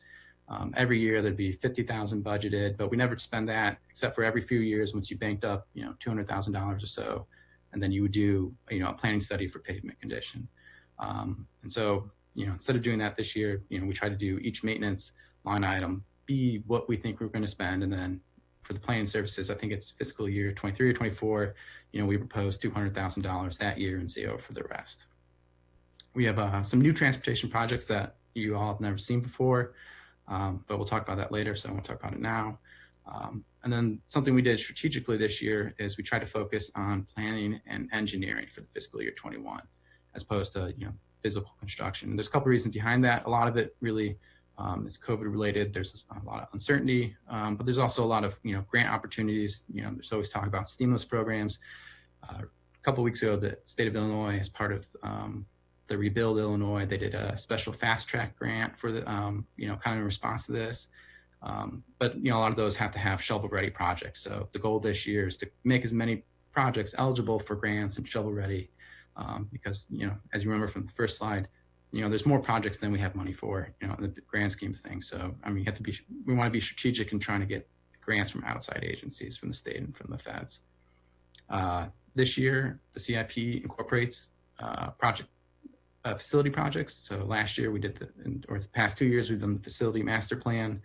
That's just about wrapped up. So we've started implementing the recommendations from that into the CIP. And I think we'll talk about this more on the 15th, but over the life of the CIP and beyond, there's a lot of facility needs. And, as it stands now, especially in that, the CRI is the only fund that can pay for this, to do everything that the facilities plan says we should do. Ultimately, in the future, we're going to need to put more money if that's the, path we want to take. That's something we'll kind of make more clear in the next presentation. And then the other kind of big change is, we organized it by project. So we created the project books. So what is the project books? It's basically just, where are they, what are they, and why are we doing them? You got a couple different fields, and there's a lot more than just on these sheets, but we try to make, this one pager with, standard fields to make it really legible to kind of go through and understand what every project is. So with that in mind, I'd like to go, we're moving on to our transportation projects. Okay, I'm in charge of segues. So the segue for transportation is to say that Shannon is going to take the lead, and I'm going to interject on one project, and Justin is going to interject on another project. But tonight we're only presenting those projects that we are currently proposing for funding in the next 5 years. But in the project books that we sent you, I wanted you to see what we had considered overall in terms of the prioritization, so you know what we rejected as well as what we are proposing for funding. So with that, Shannon, take it away. Hi, I'll give a little introduction that Jared had asked for. I'm Shannon Barandic. I'm one of the engineers with the city. My primary focus has been in transportation. I've been in transportation and for quite a long time, even with the U of I. So I will start the slides from here. So, or can I move these, Will, or is it you? I think it's me right now. Okay. Yeah, there we go. So I'm going to start off with, we hired AppTech. This was actually when Sean Weiler was still here, to do an entire pavement assessment of the whole city. They drove their van around, radared, lasered, took pictures of the entire road network for the city of Urbana. Over the past several months, they've been putting together models, pavement condition assessments. They actually just emailed me today. They're finishing up some of their programmatic models, which will help us in the future do further CIP, have a better understanding of what's going to cost, what needs to be addressed. Because while our operation guys are amazing and they do drive the streets the entire time, sometimes there's things that just get missed. So this will help us fill in the blanks, fill in the cracks. That's transportation fund, by the way. And so hopefully once they'll get it done here the next week or so, and then they will also present to City Council the models too, because that's one of the deliverables that we're waiting on. So next slide, please. This is just an overview of the transportation projects. The only ones I'm going to cover are the planned projects, with the exception of the ones Carol and Justin will talk about. Future projects are just mentioned. Those are in the project books. Those are not what we're covering tonight. So first one is Lincoln, Washer to Clarny. Lincoln is one of the highest traffic streets in all of Urbana, and this section of pavement is falling apart. There's multiple student residences, There's also safety concerns for crossing the street. There's a bus route. It really presented itself as something we do need to focus on from a safety standpoint for Urbana residents. So, next slide. Here we go. Fairlawn Divine may not seem like a street that is a high priority to a lot of people because they don't drive on it, but it is actually used by quite a lot of people. It's a bus route. It's a residential neighborhood. It's also one of the worst conditioned streets in the entire city. In the past, it was floated, could we flip-flop parking to other side to maybe stretch out the life of the pavement? And yes, that would definitely have worked 5 years ago. We are no longer at that point, and this road is just going to continue to fail, and it is also a high priority. This one, I believe, is Justin. Yeah, so the Florida Avenue corridor here, this project will include the study of Florida Avenue from Lincoln to Vine. That includes the intersection of Race and Florida, which is on the CUATS list of intersections with safety concerns that we mentioned, or that was brought up last week. So, and we'll see that with another project here in a couple slides, I think, some more of those intersections all on that list. The first step here will be a corridor study. We've engaged the Regional Planning Commission, who's applied for a grant that we should be hearing back about soon, I think in the month of June. So they would perform a corridor study to provide some options and recommendations for the safety improvements that will be required. And then also we're going to look at some pedestrian infrastructure improvements that could be done as part of this project. So once we know what the configuration of the corridor would look like, we would move forward with design and shoot for construction in 3 to 4 years. This project will make use of federal funding through the Highway Safety Improvements Program, and then probably a combination of local and state MFT funds and possibly ITEP grant funding for the pedestrian improvements. And I'm just going to jump in real quick again, because I think this is a good point to mention that, a lot of the cost figures you're seeing, both in the CIP and the project book, same ones here. A lot of these, especially for the new projects, are, just back of the envelope calculation. So especially for a project like this, where we're doing a study, the scope is going to change. So, year over year, these numbers are going to, they're going to fluctuate just because, we're getting more information about them. And just to that point as well, we're going to try, as we go through and refine the project pages over time, to explain, like right now we have a lot of BOE, back of the envelope numbers, and they're designated as such, but we will tell people going forward what the status of, what level of design are we at, and that the scope as well, so that people understand what's in the scope and how refined that cost estimate really is. Okay, now, Race, Washington, and California. The reason that I'm doing this one is because this is one that Bill Brown had asked about a couple weeks ago. And I mentioned that the scope of it was, we were still having conversations about the sidewalks and the trees. And so, the sidewalks and whether that was included in the scope of the project. So this was one that we were actually trying to pursue the fast track grant, which seems to be closed at the moment, even though it was supposed to be middle of the month. But I think it's oversubscribed. But we're going to go for funding on this. But as Will had mentioned, that we're trying to work towards projects that are shovel ready. The fact of the matter is that it's not shovel ready except as it relates to the actual pavement itself, because if we do curb and gutter work or if we do sidewalk work, then the trees are going to be implicated in the project, and that's a lot to sort out, and we know that that's not going to be sorted out in a matter of a couple of weeks or even a couple of months. So this is one, and I'm not suggesting that we need to talk about it tonight, but people had talked when we were discussing MCOR about a different kind of process to work through the infrastructure changes that are going to lead to, potentially lead to the need to remove trees.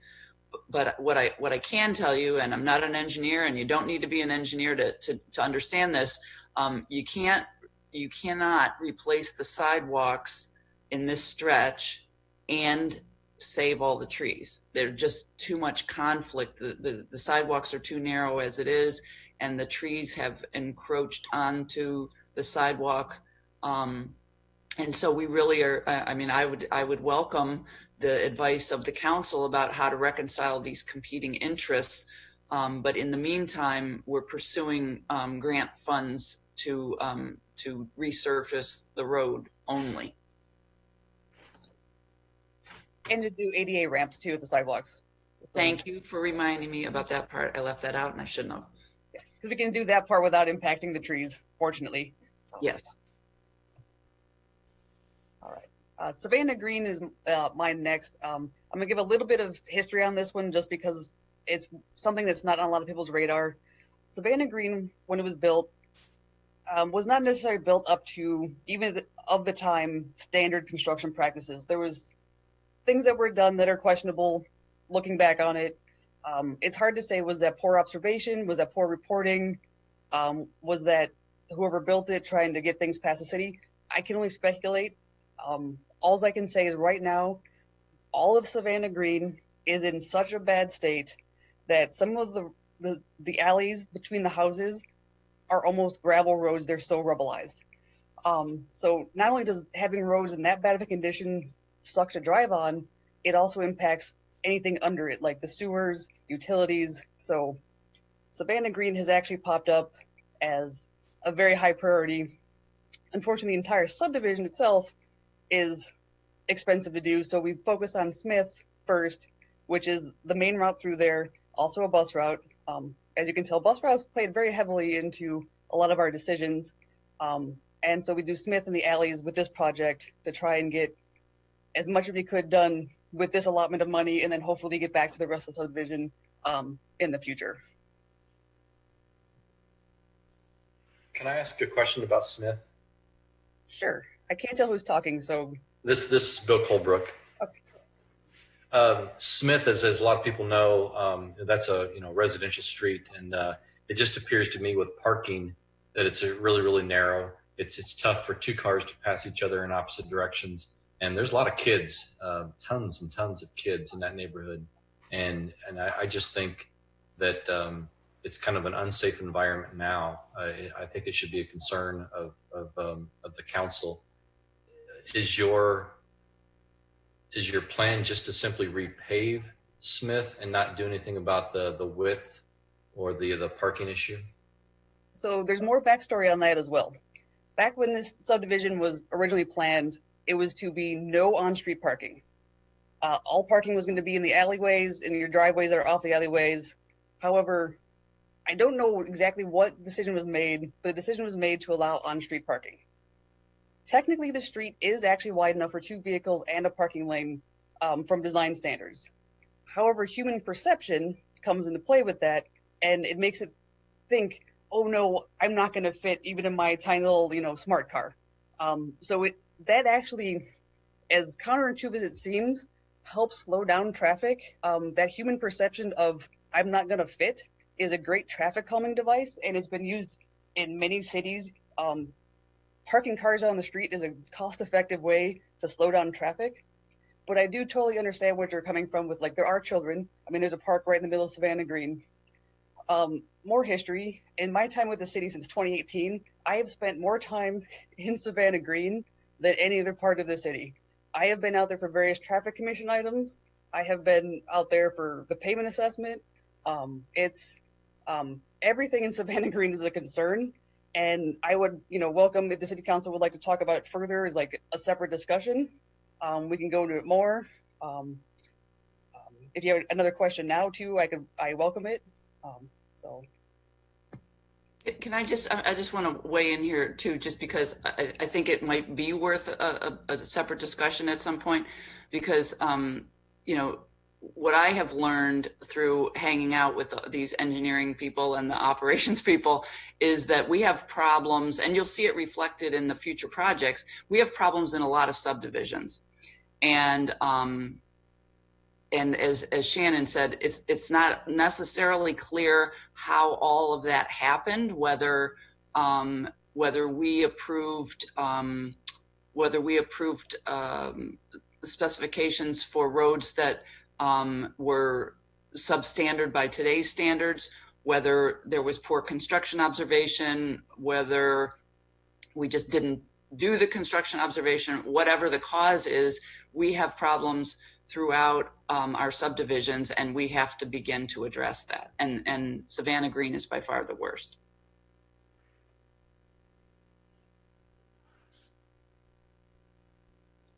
So I'll move on to Lincoln, to Oregon, to Florida. This is another study. This is a very prime route right through university territory. I believe the traffic through there is 15,000 ADT, which is average daily traffic. That is just the cars and the vehicles. That doesn't include the pedestrians, the bicyclists, anyone using the road. So and there's been, unfortunately, in the past, fatal accidents, which have led to some safety improvements. I mean, we have that brand new flashing pedestrian sign that turns on for like 12 hours a day. There's a bunch of signage through the corridor, but it still needs something else. So it's another one we're going to study. RPC is going to help us out on this. We're going to get some public input.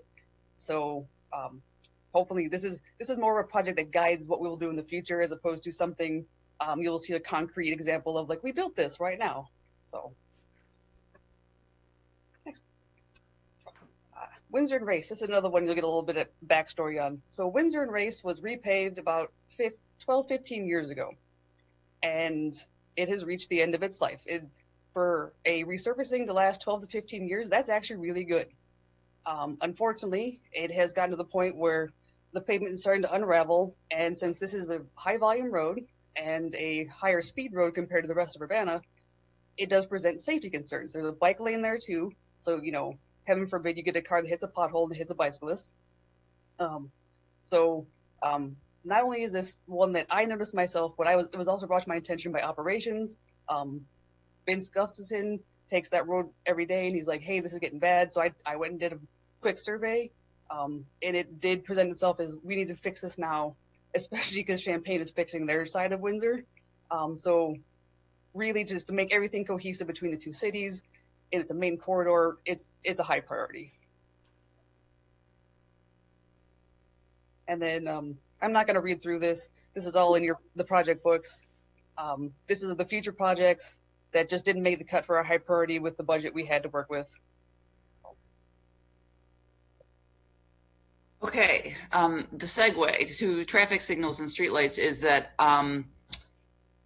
the way that we have approached traffic signals and streetlights in the past has been really, really reactionary, and it's problematic for a number of reasons, not the least of which is the infrastructure is aging and we need a plan to deal with it. And we have a new electrical supervisor who's eager to help guide us. This is a sort of more of a preview of coming attractions. We're not really making a departure this year in what we're proposing in the CIP. We're just going to complete the Nevada Street Series, the streetlight replacement there, and that would be phase 2, because phase 1 is about to get underway. But Vince is going to explain to you what we expect to be including in future CIPs, just so that you understand how this is going to change. Yeah, thank you, Carol. Once again, Vince Gustafson, Deputy Director for Operations here at Public Works. Yeah, I'd like to thank Benny Gardner, our new electrical supervisor, who's really hit the ground running, and basically wanted to touch on 2 major areas that we'll be focusing our efforts on and putting together information for future capital improvement plans. And first is traffic signals. We need to plan for modernization of our controller cabinet equipment. We've got some obsolescence of equipment we have at our intersections now. that we need to prepare for, and we can do a phased approach based on age and serviceability of this equipment. We plan on looking at needed upgrades to our audible push button stations and also our emergency vehicle preemption detection systems. Another great opportunity that a lot of agencies, both locally and nationwide, have been implementing is fiber optic networking of our intersections. This will allow for real-time monitoring from the office of these intersections and their functioning, as well as remote diagnosis, especially during cold and inclement weather. The ability to remote in from a nice warm office and determine, if it's, what exactly the situation is, so we can quickly and more efficiently and oftentimes make the needed repairs remotely. Well, great safety improvements that we need to be exploring. Secondly, we really need to move forward with roadway, lot, and area lighting modernization. LED technology is proven, and it's actually just become the industry standard now. The return on investments are a given. So we're looking at focusing on two main areas, that's LED street light luminaire upgrades, as well as city parking lot and area lighting, including some intuitive lighting systems for lots. We'll be looking into that. We also need to look at upgrade and replacement of our steel and concrete light poles throughout the city. I can say that we've already started operationally implementing some LED conversions. The new lamps, in comparison with the incandescents, the light distribution, the outputs, and the color temperatures are almost indistinguishable from the incandescents. So there are certain areas that we've already started that, just making those transitions now, but we need to take a much larger perspective and a much larger look at getting this done sooner rather than later, because obviously there's a great potential for energy savings as well with this.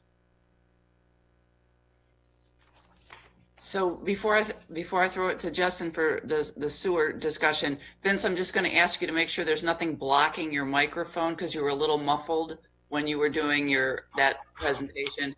And I know you're going to talk about facilities in a minute. I want to make sure you're as clear as possible. I'll try to speak as clear as I can, but this is nothing obvious here. Okay, thank you.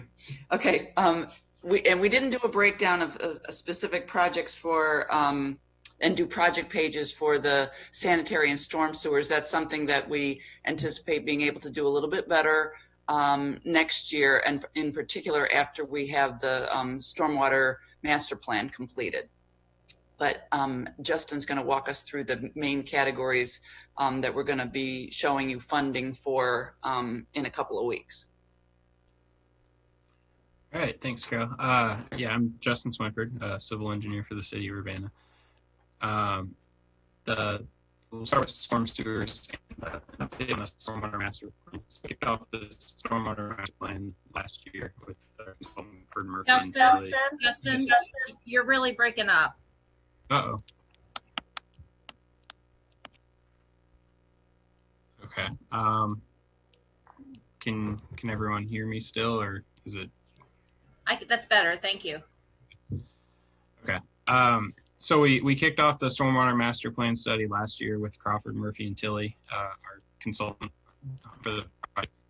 They have completed the assessment portion of the study and an initial public outreach effort with a technical advisory committee that included a group of both public and private stakeholders from the community. I guess to back up a little bit, the master plan as a whole is really taking an asset management approach towards our stormwater infrastructure, so that we can get a good idea of what all infrastructure we have out there and what it's going to take to maintain that, continue to operate it in a way to provide a good level of service to the city and the residents. Excuse me. So we have that condition assessment, so we kind of know what's out there. The next steps are going to be to figure out what are the costs of continuing to maintain and operate that stormwater infrastructure, and then what do our community stakeholders want to see as far as the stormwater utility fee and how we use that, how that might change, and how we can also promote things like green infrastructure and best management practices to improve sustainability in the city. So the next steps will include another public outreach effort with the technical advisory committee, and then determining what those options and recommendations will be for the future use of the stormwater utility fee. That master plan has already kind of informed some of our other annual or biannual maintenance projects, including the stormwater cleaning and televising project. This is a project where in the past we've kind of gone section by section, doing more just areas throughout the city. And in the future, we're going to, again, kind of take after that asset management approach and look at more of the critical infrastructure. So those are some of the larger diameter storm sewers and the things that have a much larger consequence of failure than some of the smaller pipes that we've looked at in the past. So that will then inform the other two projects listed there, the sewer lining project and storm sewer repairs. Right now, we're very reactive on sewer repairs for both storm and sanitary sewers. The difference with the two systems is that we have a lot of storm sewer repairs that we know we need to make, and not so much on the sanitary sewer side. So we want to be able to determine a better plan for that in the future. And like Carol said, in future years, instead of just having a reactive project for those repairs, we'll move towards actually identifying some repairs to make as part of a specific project or our sewer repair project. And then we'll move on to sanitary sewers. Similarly, we're taking a look at our sanitary sewer infrastructure. This is more of an internal study, though, and through an intergovernmental agreement with the City of Champaign and the Urbana and Champaign Sanitary District, we're working towards building a sewer model that will then become the basis of studying other areas within the city and what improvements we can make to target inflow and infiltration, which would reduce wet weather surcharging, which ultimately for residents means no or fewer wet weather backups when it rains. I'm getting a noise. Can you still hear me? Barely. You moved quite a bit there, Justin. Just give it a minute, see if your signal comes back.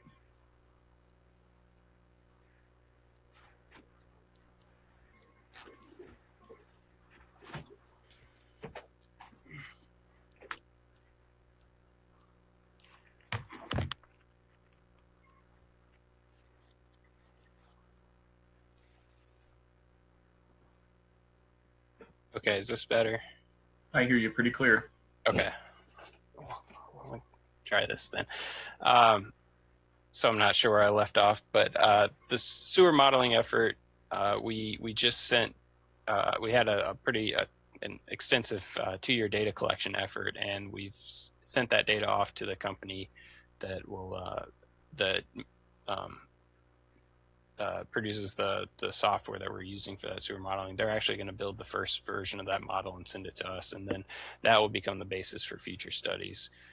So ultimately, this is going to inform our future sewer lining projects, and the sewer repairs will probably stay mostly reactive because we can keep up with those pretty well. But we also, I want to mention, we do have a sewer lining project that we are pretty well ready to go, but and was budgeted for in the current fiscal year. But due to the COVID pandemic, we have put that one on hold. There's a significant impact to residents. We asked them not to use their plumbing facilities for pretty much the entire day while that work's going on. So so we put that one on hold, and we'll bid that out once things become a little bit more relaxed and more people are getting back to work, or I guess fewer people are working from home. Looks like the screen share stopped.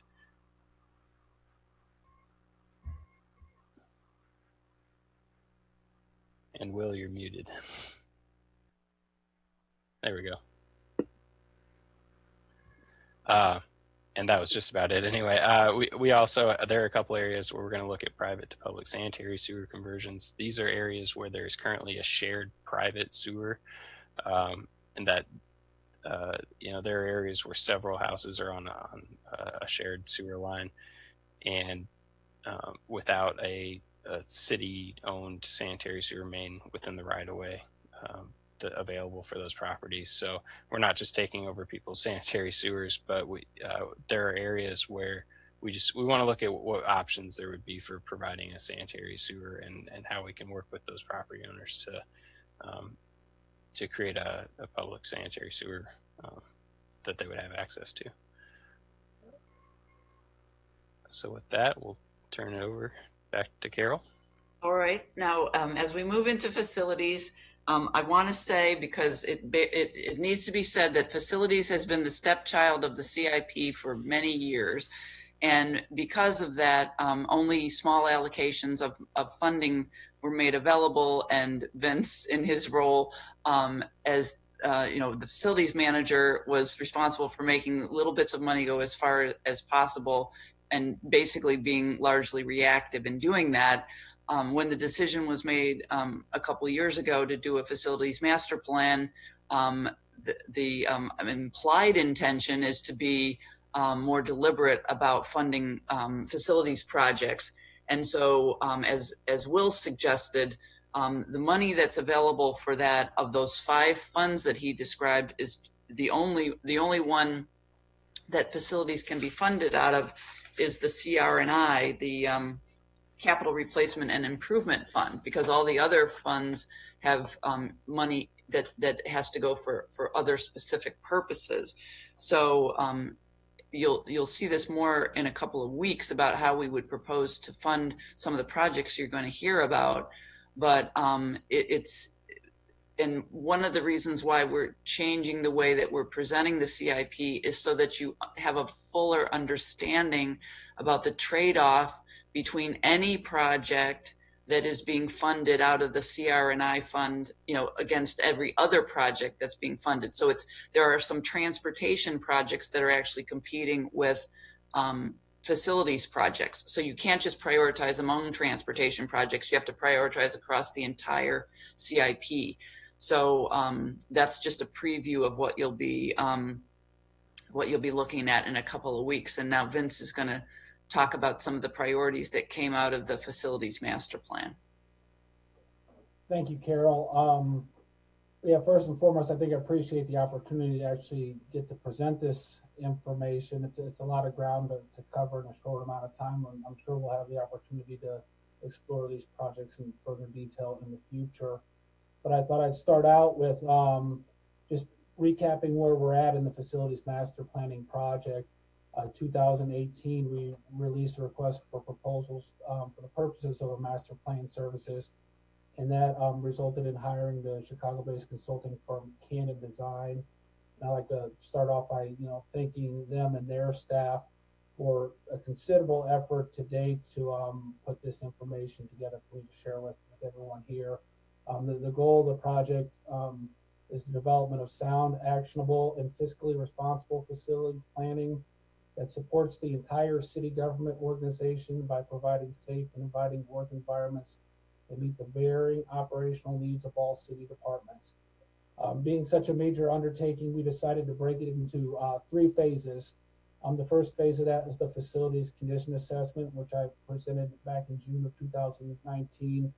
And this was a visual observation of all the physical components of each of the facilities. And we went item by item and basically put a prioritization of need repairs and facilities deficiencies for the purposes of developing what's known as a facilities condition index.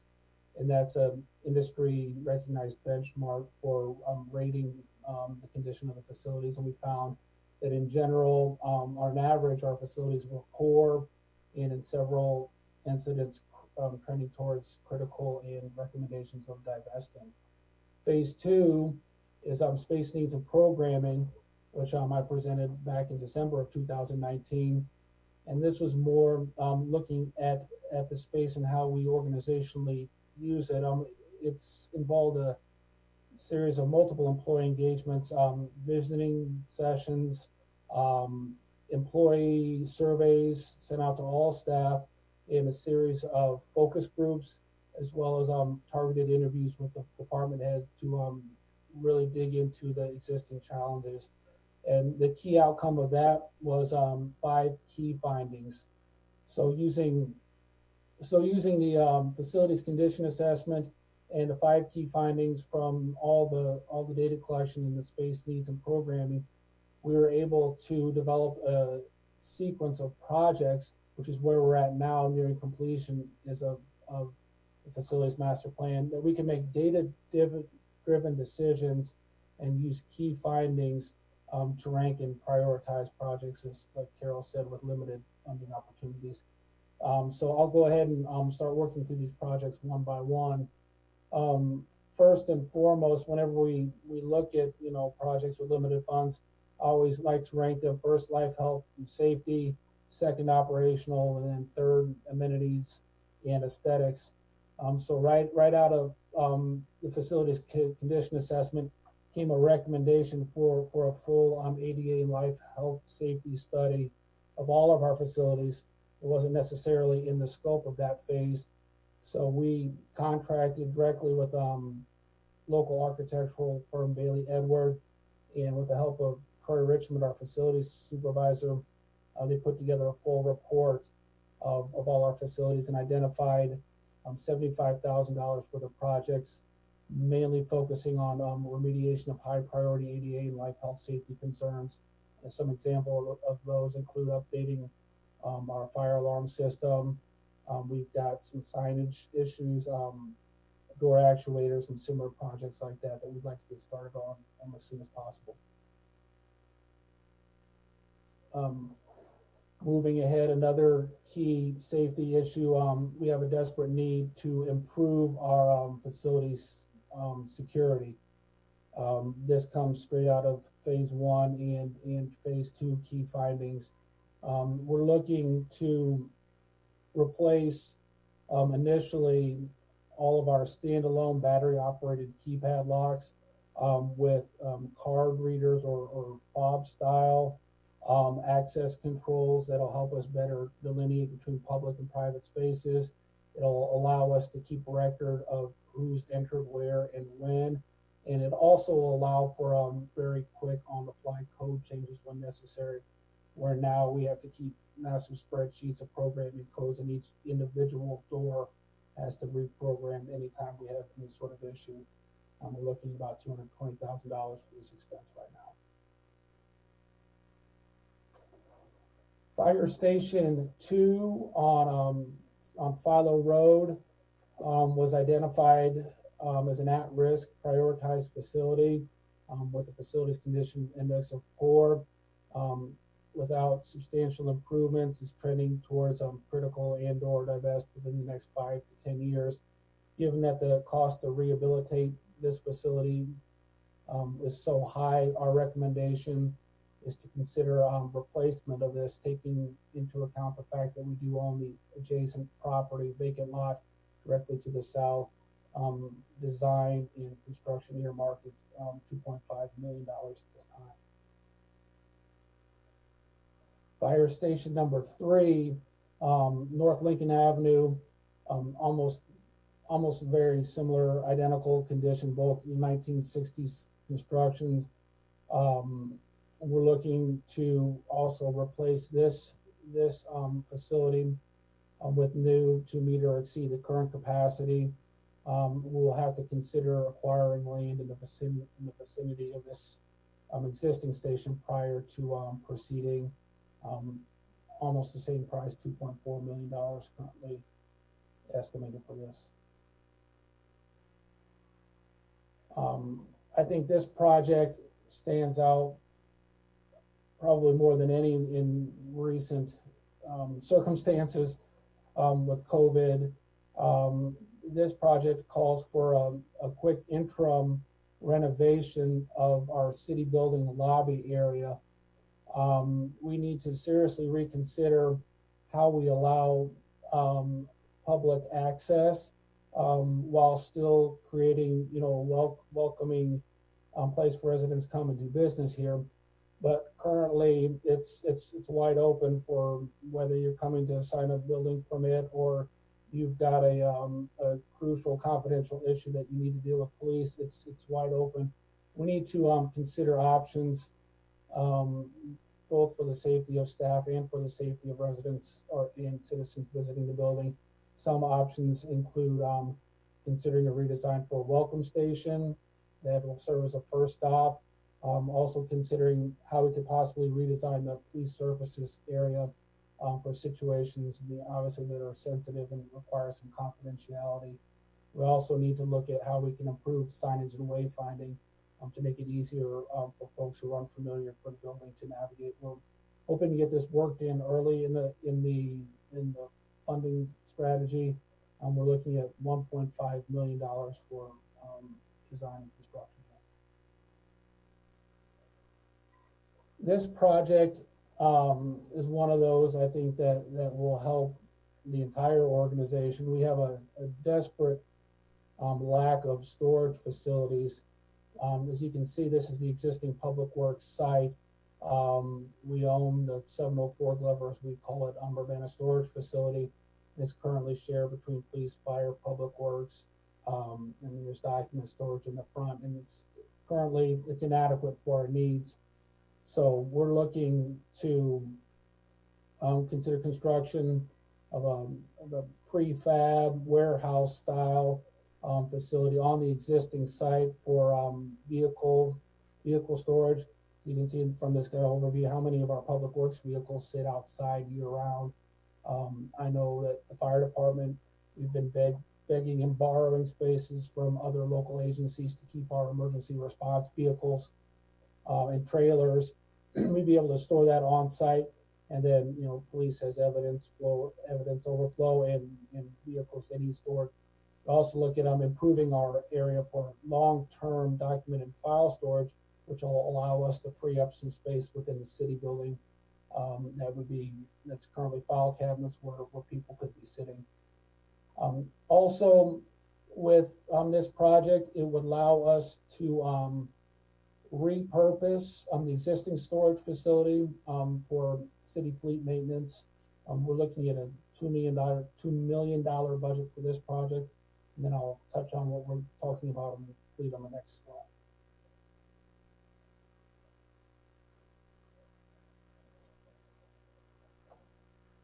I was speaking with our fleet supervisor just this afternoon, and one of our mechanics who's been with us here for at least 20 years. And while our fleet has grown, our equipment has grown in size and complexity, the area in which we service these vehicles has remained the same throughout. It's undersized, it's inefficient, especially in the wintertime. We share this space with all of our public works operations. So we've got plow trucks coming in and out. We're trying to service multiple vehicles. And then if fire brings over a ladder truck, we're constantly shuffling equipment around, trying to accommodate the mechanics the space they need. So what we're looking at with the construction of the new storage facility, we would like to renovate the existing facility there at 704 Glover, directly next door, to relocate all of our fleet maintenance activities to that facility, targeting about $630,000 for that project. Our the arbor section, our arbor crews, our landscape crews, as well as our arbor supervisor, city arborist Kevin Sanderson, currently work out of this shop on the landscape recycling center site just north of Smith Road, and it's been identified as an at-risk prioritized facility for trending to critical. In my opinion, it's at critical. One of those places that you almost feel ashamed that our staff have to go and work in a daily basis, and it's definitely not reflective of the kind of work environment we want for our staff. So what we're considering in the current plan will be to relocate the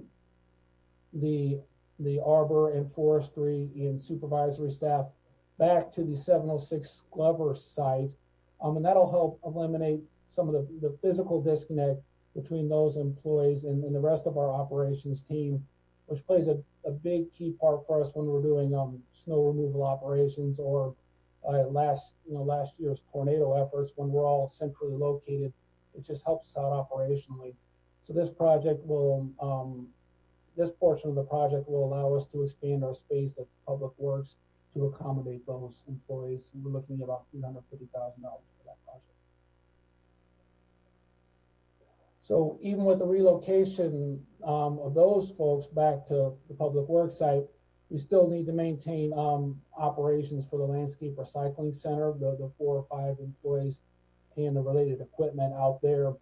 So that require, with fewer employees, a lesser scope of a renovation, but we'll be looking at earmarking close to $100,000 to rehabilitate that space for those employees who will remain out there on that site.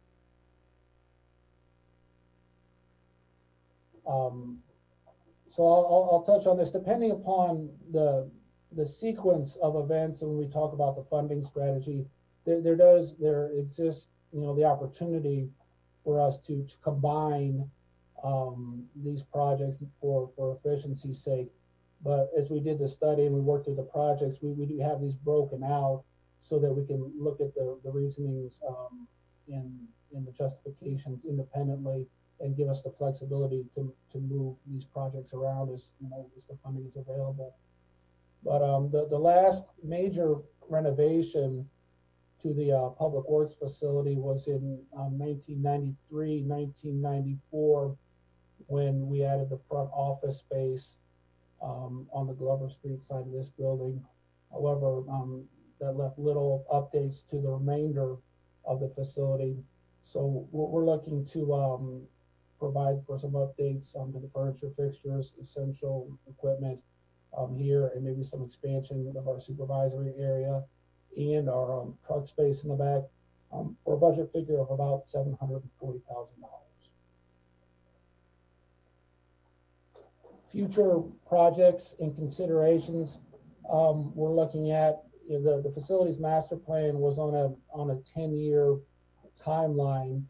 So these would be projects that we look further back in that planning process, but still definitely have all the needs and the justifications from the facilities condition assessments and the space needs.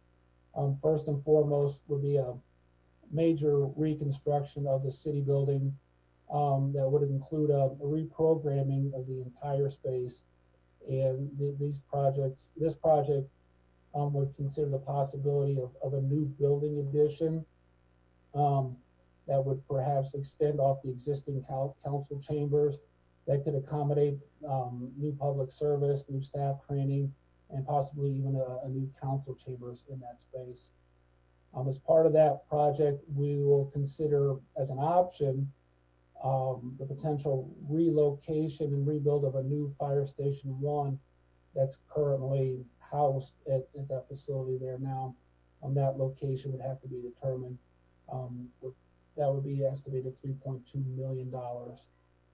And I'd say last but definitely not least, at the conclusion of all of our findings, the master plan is recommending we pursue divestment of the Civic Center site from city ownership, and possible considerations for that could be a public-private redevelopment. But that definitely is a project in and of itself yet to be determined. So at this point, I'll open it up to any questions and see if Carol wants to put a wrap on the end of this. Carol, do you want to end on a comment before we take questions? We're just ready for questions, and we're hoping that this is going to help the public and the council understand the CIP a little bit better and what the projects entail, and I'm happy to answer any questions you might have. Hey, Sharice, I saw you first, and then Eric. I don't know who to talk to about this. Okay, so you're thinking about 2 fire stations that will have to be totally replaced. what's going to happen with the old? Are they going to remain up? Are they going to be repurposed somehow? Are they going to be knocked down? Are they added? The plan is to keep the existing fire stations in operation until said time that the new ones are constructed and operational. At that point, we would most likely consider being able to divest those properties, whether that's demolishing, repurposing, resale. The city ourselves would probably not keep those sites. Oh, okay. Go ahead, Eric. Is it feasible to expand the city building upwards? I think at this point, the opportunity we're exploring would be to expand to the east. If you're familiar with the grassy area just to the east of the existing council chambers, there's opportunity to expand in that direction. But we're also exploring if we were to relocate Fire Station 1, that entire area from the fire station base to the second floor could be repurposed for said expansion. But I think we would probably expand out to the east before we went up to the third floor. Other council members? Dennis and then Bill Brown. It really hasn't come to my attention how constrained staff's been in working in the conditions that they have been for the last 10, 15 years in the buildings that we've obviously been outgrowing. And it'll be wonderful to see a repurposing of the city building. I know that during the first early restrictions of the COVID-19 epidemic, there was a lot of concern about the restrooms on the first floor being used by both public and staff, and just really the security of separating public spaces from city office spaces in a way that was appropriate and convenient. And also, it's been very difficult for the people at Public Works to operate as well. So it's interesting to me too that the city would divest the land that the Civic Center is on. It looks like that facility I thought would be sorely missed, but I'm just thinking that there must be new ways to use that space that would be more affordable and appropriate for the community at large. So I think it's really positive to hear what the proposals are and that they seem to be well focused. So thanks very much. Go ahead, Bill Brown. Yeah, thanks for the presentation. I know I've looked at a few other city budgets, try to pick cities that are similar in size and everything, and I'm always amazed at the percentage of their budget that is allocated to capital improvement. And now I know why, because it's not their problem, it's our problem. We haven't been allocating enough. I think, I don't know what our percentage is. I looked at it at one time, but other cities often it's 30, 40, 50% of their budget goes to capital improvement. And some cities are responsible for park districts and things like that we aren't. But I think it's kind of interesting to compare sometimes. Obviously, we've been underinvesting in capital improvement for quite a while. It'd be interesting to see what kind of options you come up with for paying for some of this. Just a couple comments on specific projects. I wonder if the city building project is, if it's going to be planned for soon, it might be worth keeping the Civic Center as a temporary space to fill out, to use for, community development, some of the other offices that people need to access downtown. I think it would be pretty easy to set up temporary office space in there during construction. On the Ray Street project, I think the whole east side of the sidewalks are brick, and if they're going to stay brick, besides doing the ramps, it seems like it wouldn't be that hard to at least repair the brick in spots where it's missing and make it more usable. I know there's a good example on Oregon Street in the 400 block where the brick sidewalk actually goes around trees, sometimes on both sides of the tree. They'll have a tree island in the middle of your sidewalk, but it may not be ADA compliant, but it's probably better than not doing anything. So if the option is to only put in ramps or to do a little bit more than that, then maybe we could do a little bit more. I'll chime in on that one. Our surveyor and I actually went out last week or so. A lot of where the right of way ends is actually sometimes on the sidewalk, so we don't have room to go into people's property without gaining easements like we did for MCOR. So that's a prohibitive action for any of these grants we're trying for right now, because you have to have those all signed and sealed to submit for the grants. So it could be something to pursue in the future, but for right now, it's prohibitive. Okay. Well, and then we have a separate sidewalk, or we did have a separate sidewalk repair budget. That sounds like that may not work like that anymore. I think we were out allocating a certain amount every year, 50,000 a year, and it wouldn't get spent some years, and it'd get rolled into the next. But something like that, if I think they may have been waiting on some of those brick sidewalks until they knew what they were going to do with the street and then do them all at once. But if we can repair those that can be repaired using some of that maintenance money, that'd be good.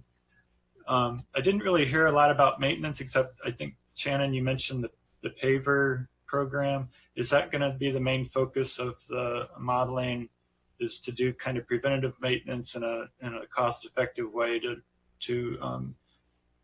I know in previous capital improvement plans, it's been pointed out that by spending an extra $100,000 here and there on maintenance, you may be able to push off reconstruction for 5 or 10 years, and it's cost effective. There's some break-even point I'm sure Will would be more than happy to figure out, but is that kind of what the paver program is for? So right now, I mean, we do have maintenance line items in our budget. That's for things like the slag seal, paint striping, various patching. But hopefully what AppTech is going to provide us will actually provide a holistic view of the city, so we can use it for maintenance issues, or we can use it to be like, we wanted a big design project that's going to cost $15 million down the road. It's somewhat robust, so we can do it for spot things like maintenance, or we can do it for big projects. So it's going to be pretty versatile, and I think it's going to benefit the city greatly. So. Okay. And, it'll also help inform our operations activities with limited staff and capability. That planning the AppTech paving management, we know where best to focus our daily activities for our smaller scale projects that we can tackle in-house as well. Okay, I was having a little bit of a hard time understanding, but that's what I miss about not meeting in person, because it was easy enough to kind of catch somebody before or after the meeting. Maybe if I have other questions, I can follow up via email. I can reiterate real quick what Vince just said, because I know what he was referencing. Our operations and maintenance crew is very thin right now, and this program will also help them know, I need to hit this street with our spray patch, or I need to fill a pothole right here. It will give them better ways to spend their time instead of like chasing down, on a snipe hunt, basically. Okay. And were any? I didn't hear you. As far as the shovel ready projects go, do most of the grants require those to be road projects, or would some of the facility projects? I guess it would be maybe harder to make a facility project shovel ready. There might be more design going into that, but maybe some of the storage building or something like that. Right. Is that a possibility? That was one that we considered, but we given that we weren't far enough along on that one, that's why we didn't pursue it. But a public facility like that would have been an eligible project for the fast track. Okay, and there may be other opportunities. Like that was a relatively small total amount for the state, I think, but right. Hopefully there will be more opportunities for shovel ready projects in the future. Our intention is to be ready. Okay, and there may even be, if everybody has pavement projects ready, there may be some advantage to having some other kind of projects, so we aren't competing as much for contractors. And we will have every flavor of project that we can. Okay, I think that's all I had for now. Thanks a lot. Thank you. Mary Alice? Yeah, so Justin, when you were talking originally, it was a little hard to hear you. And I'm wondering if you can expand upon the private sewers. You're talking about the sewer system. Yeah, so this is actually something that we're addressing this year as part of the MCOR project. There are several areas throughout the city where there are several properties that are on shared private sanitary sewer systems. So those properties all connect to a sewer main that's outside of the public right of way or an easement, and the city doesn't really have any records for, and these were all built a long time ago. So what we do with any development anymore is that a sanitary sewer would be required in the public right of way or within an easement, so that the city has access to maintain and operate it, and then we take ownership of those sewers.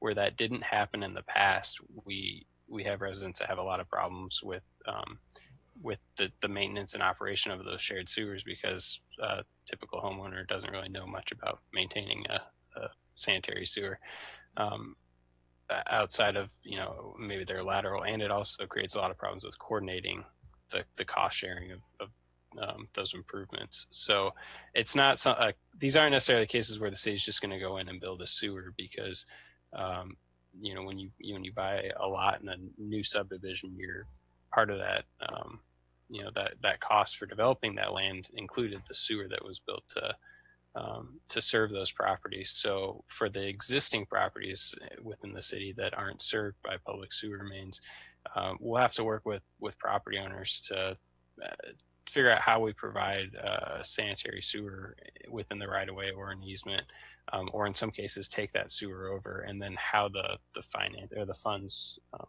where the funding of those projects works. Okay, because I think I sent you a question about an individual in my ward who had a question. You had mentioned a private sewer situation. Yep. Do we have is there a map anywhere that people can see, like when I buy a house, I'm not going to ask if I have a private or public sewer, right? So is there an existing map for the city on the sewers?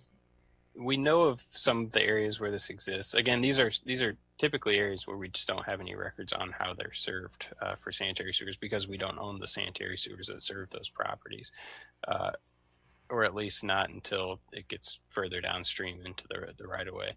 So we know of some of those areas, and there are areas where it's 3 houses, 5 houses, or more.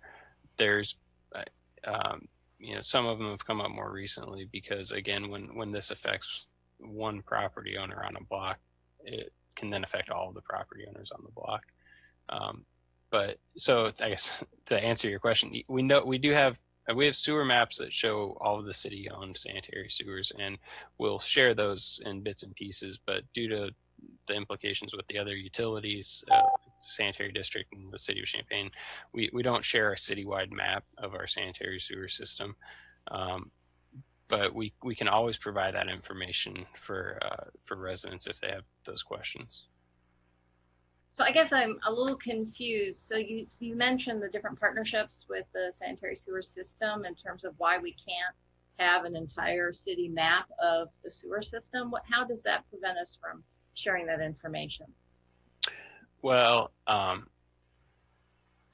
guess showing that our sewer, or sharing our sewer network could, for an underground utility system, can leave us somewhat vulnerable, and it's been decided by those other, municipality or the other utilities that they don't want to share theirs. Our sanitary sewer system is tributary and discharges to the Urbana and Champaign Sanitary District sewers. So by following a city of Urbana sewer map, you could easily connect the dots to figure out where their infrastructure lies. Okay. All right. So I think I have a pending request from you guys on that area in terms of, yeah. Okay. All right. Thank you. We talk about it on a regular basis, don't we, Justin? We do. Thanks, Mary Alice. Any other council members with questions at this time? Diane, I saw you had your hand raised. Yeah, I don't have a question. I just wanted to thank the team who put this presentation together. Some of you have been on the council, well, longer than I was, but this is the 11th year of seeing a capital improvement plan and book, and it's the first one that you can actually read without a magnifying glass. It's easy to understand. You can look at the projects, you can see how much it costs, what the project is, where it is, and when it's going to be done.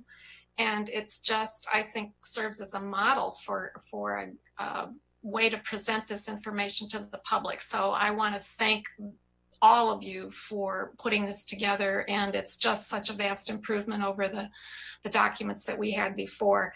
The integration of the facilities master plan, the stormwater master plan, the pavement assessment, which was done, by the way, AP Tech is one of our downtown businesses on the second floor above Crane Alley, right? So we utilized the downtown business. It really was one of our goals was to have this integrated approach to our city infrastructure that allow us to make decisions, funding decisions, timing decisions, and really an integrated approach to taking care of one of the most valuable physical assets in our community. And Savannah Green is the poster child for why you don't want to cheap out on construction of public infrastructure, because you pay for it down the line. So anything we do from here on out is quality, because we don't want to leave somebody 20 years down the line with rubbleized alleys. So thank you. Mary Alice? So there's been a lot of reference to this book. Carol, where would we find one of these books? Well, I tried multiple times to send it to you all this weekend on Saturday, and the files were big, and then Will help me shrink them down. And so I will make sure, I had also sent them to the clerk's office, but perhaps they didn't get there either. We'll make sure they get posted and you get sent links. Okay, I'm wondering if there's an opportunity here to provide this type of information at the library. Is there a way that we can provide these kind of big, the comprehensive plan, and now this, is it called the SIP or CAP Replacement Improvement Fund? We have these books that we reference, but it would be nice if the public had the same material. So I don't know if that's an opportunity to have something at the library where people can look at, here's the city documentation of these really nice reports that you guys put together. Will is taking a note, and he's going to make something happen. Awesome. Okay, Eric. Yeah, just a quick suggestion.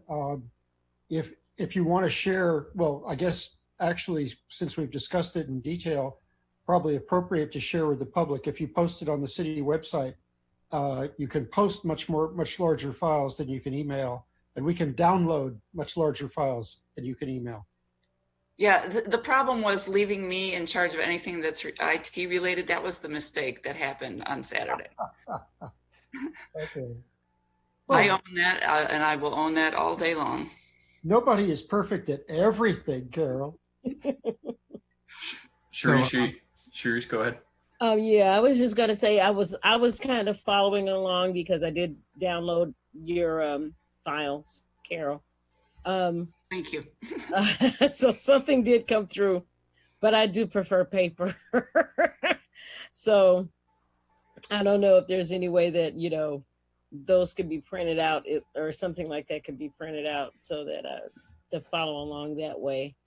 We did used to print them out, and we didn't this time just because of COVID not wanting to touch everything. So that's one of the reasons, but also saving paper, save the trees. It's Urbana. Come on. Oh, you know what? I got alcohol. I'll spray it.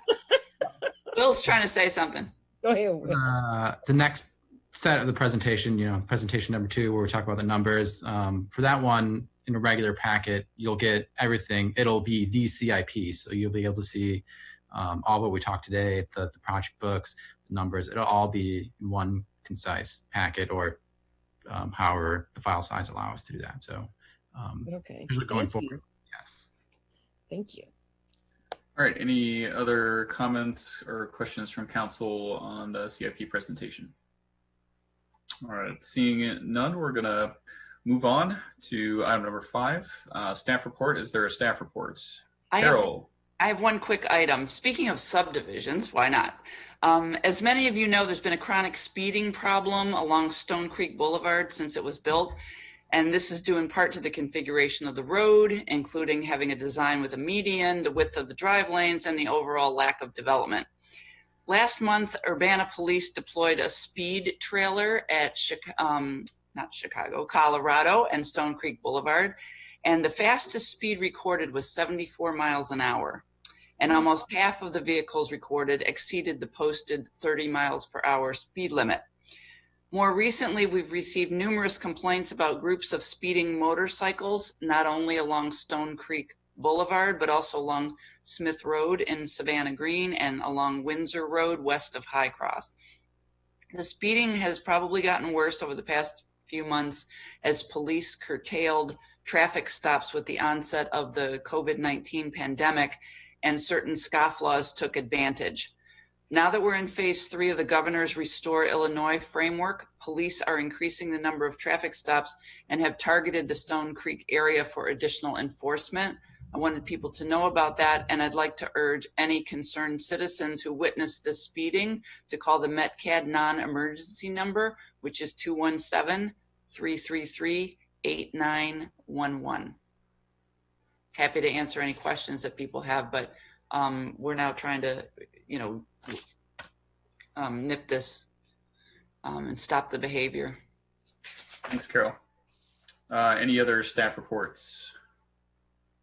Okay, we're gonna move on to the business for this meeting. First up, we have ordinance number 2020-03-014, an ordinance approving an amendment to a planned unit development at 1208 Bradley Avenue, and this came from plan case number 2396-PUD-20, and I believe we're gonna have Lily present this. Hold on, Lily, you need to unmute. There you go. Thank you so much. It's also going to be the second ordinance. They're going to be presented together. Okay, just for the record, that is ordinance number 2020-06-030, an ordinance approving an agreement with Union Development Holdings LLC and Scion Urbana Land LLC. So I'm just sharing my screen. Thank you so much for everybody for, here we go. So this, I'm going to recap a little bit. We talked about this 2 months ago at Committee of the Whole, Plan Case 2396-PUD-20. And I'm just going to give a brief recap of what happened. So in 1996, there was a PUD in the 14.5 acres that are the western portion of this PUD wishes to be removed from that PUD. Planned unit development. This would allow a by right development within the R4 medium density multiple family residential zoning district. So a development that would abide by the zoning district's development regulations. The potential buyer is an affordable housing developer. And it's their intent to create 220 affordable housing units within a half-mile radius of 3 major employers. So that's a very good location, a lot of people who work jobs that would qualify. They intend to build this with state of Illinois tax credits, and that there are 2 ordinances that I'm going to talk about together because they're kind of related.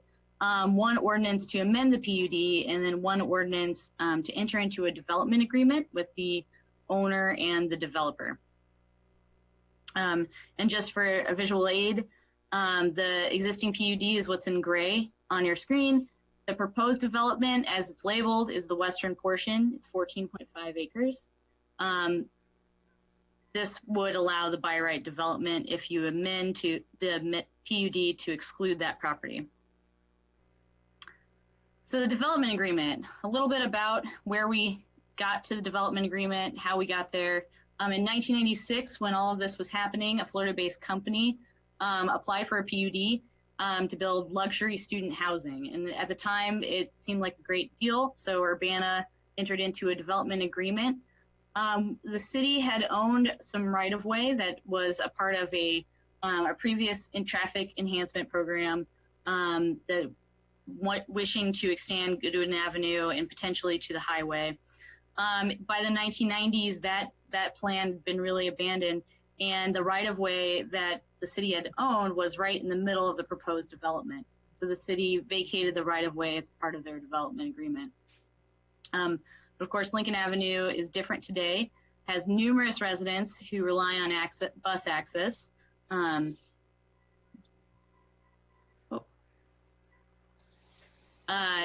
People walking and biking in this area have to be pretty creative or take a lot of risks to travel south or north through the area. So it's not very comfortable.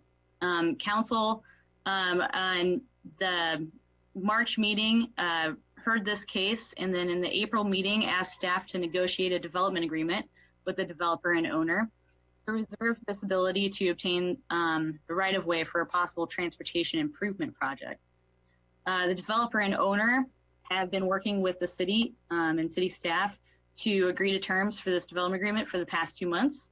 And the agreement currently we've come to agreements and has been signed by the owner and development parties. A couple of key features about this development agreement. I'm going to also keep this very brief. It's been included. The agreement allows the city to obtain the right-of-way for the next 10 years. Maintenance and ownership will be the developers. After the developer purchases the land, it will be their responsibility. If the city chooses to do so, the city will notify the developer and owner of its intent to obtain right-of-way. The city will see a majority of this land remain unoccupied during this time. There are approved utilities and access drives that will be allowed to be constructed in the future possible right-of-way area. The future right-of-way area is 60 feet wide, and it's approximately 1.7 acres on this 14.5 acre parcel. Maximum intensity of the future right-of-way is listed in the development agreement. It's a 2-lane road with a multi-use path. That's not actually a proposed plan for the future right-of-way. It's just a maximum intensity. A lot of the development agreement is just really the 3 parties coming to terms about assurances that everybody will respect each other's rights and property. And that the staff will study the area for potential transportation improvements and funding solutions within the 10 years of this agreement. As you can see here, this is the site plan for the area. At the bottom of the screen is land that's hashed in red. That's the future right-of-way area that will be on reserve for the city if the city studies that and deems that they want to obtain that land. For tonight, if this is recommended for City Council for next week, there's the following options for plan case number 2396-PUD-20. It would be approve the plan unit development amendment, approve the plan unit development amendment with conditions, or deny the plan unit development amendment. Additionally, there's a draft development agreement that has been prepared and agreed upon by the owner and developer. And then the City Council would have the following options to approve the development agreement with conditions, or deny the development agreement. And based on the discussions that Committee of the Whole had on March 16th and April 6th, staff is recommending an additional condition to the ordinance amending the Melrose Apartments of Urbana planned unit development, that the owner and developer record a signed development agreement with the city prior to the closing of the subject property at 1208 Bradley Avenue. Plan Commission heard this case at the regularly scheduled meeting on March 6th, and they recommended approval. Plan case 2396-PUD-20, and staff concurs with the recommended additional condition. Thank you, Lily. Questions from council for Lily on either the development agreement or on the plan case approval? Not seeing Any raised hands? Bill, I saw you there. Go ahead. Not really a question. I just wanted to thank staff for all the hard work. I know it was a lot of work to put in on this, and it looks like a good agreement. I think 10 years sounds short, and it is kind of short, but it's probably a good compromise. I'm sure they didn't want to go any longer than they had to, and it might add a sense of urgency to actually study it and see what it can be used for. Personally, I think it's more likely to hopefully become some kind of multi-use path, but having the full option to keep the whole right of way and turn it into a road if some kind of MTD development project to solve the problem on Lincoln would work. Having that option, I think, is good. And then there's also still quite a bit of land to the north there that hasn't been developed. So depending on if we get any developers that are interested in doing something there, they may want to have a street there too. And depending on what happens with the water company. So there's still a lot of stuff up in the air, and it's nice to have that option. So I really, really appreciate all the work you did on that. Thanks.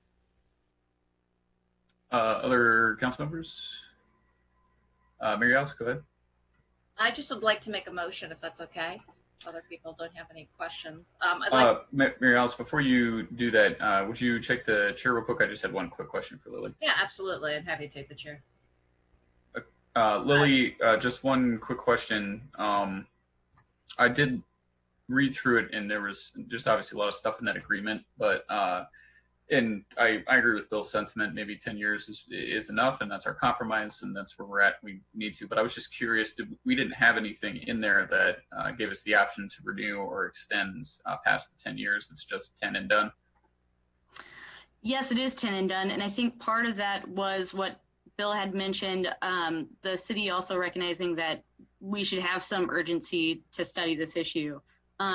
It does mean, though, that if 10 years comes up and say it snuck up on us or something, worst case scenario, we could still obtain that right of way and continue forward. We just would hate to, on the outset, make a parcel of land and then have a problem with a parcel of land in the future. Okay, thanks. That was my only question, Mary Alice. All right, you can have the chair back if you'll recognize me. Thank you. I will. Would you like to make a motion? I would. I'd like to move ordinance number 2020-03-014, an ordinance approving an amendment to a planned unit development at 1208 Bradley Avenue, plain case number 2396 PUD 20, with a recommendation for approval to City Council. Is there a second? I heard Bill Brown first, so it's a motion from Mary Alice and a second from Bill Brown. Is there any discussion amongst council? Seeing none, all those in favor, please say aye. Aye. Aye. All opposed, same sign. Hearing none, that motion passes, and that ordinance will go forward to council with recommendation for approval.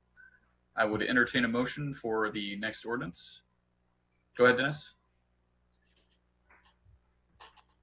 Yes, I'd like to recommend that ordinance number 2020-06-030, an ordinance approving an agreement with Union Development Holding LLC and Skian Urbana Land LLC, be sent to the City Council with a recommendation approval, including the agreement for an option for right of purchase of an ROW in the future 10 years. Okay, thanks, Dennis. Is there a second? I'll second. Okay, second by Eric. Motion from Dennis Roberts. Is there any further discussion amongst council? All right, seeing none. Oh, Sharice, you got your hand raised.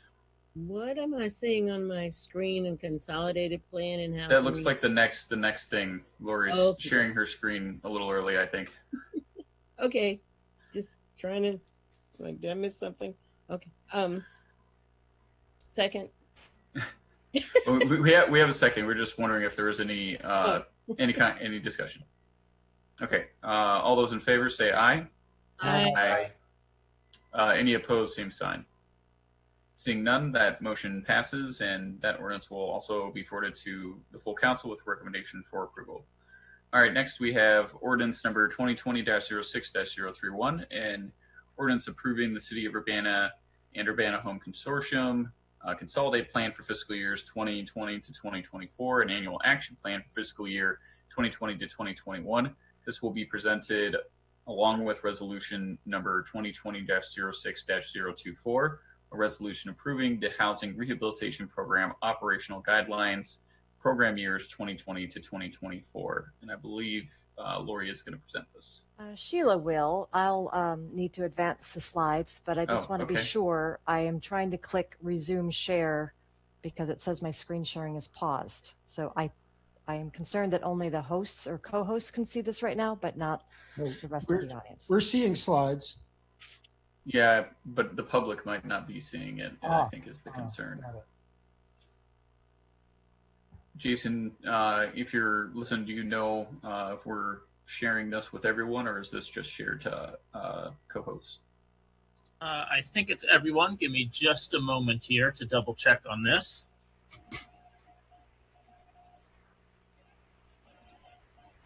It is everyone. Everyone can see this. Okay, I'll leave it over to Sheila then. All right, go ahead, Sheila.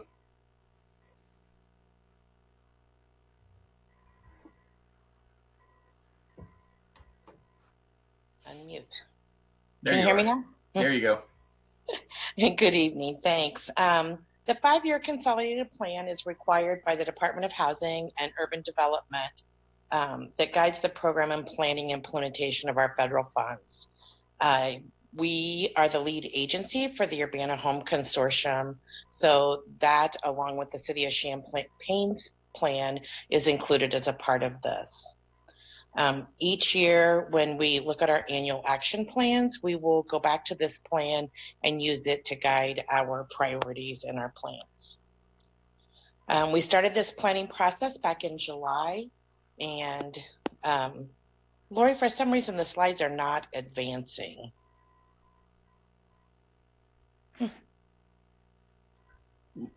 What you might try. Sorry, what you might try, Lori, is stop sharing and then start sharing again.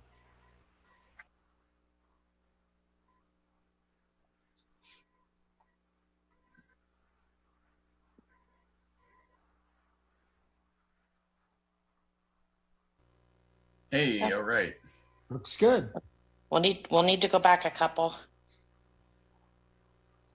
Or one at least.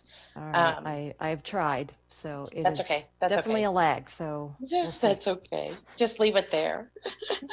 Data used in the analysis for the plan and to determine needs comes from the census and what they call the CHAS data, the Comprehensive Housing Affordability Strategy. The purpose of that data is to determine the number of households in need of housing assistance. As you know, with these federal funds, we are supposed to help our low to moderate income citizens. So the public input process started in July of 2019 with an online survey. And information on that survey was shared at a variety of places, from the farmers market, social media. We took it to any meetings that we were having with social service providers, homeless service providers. And through that process, we got 132 survey responses.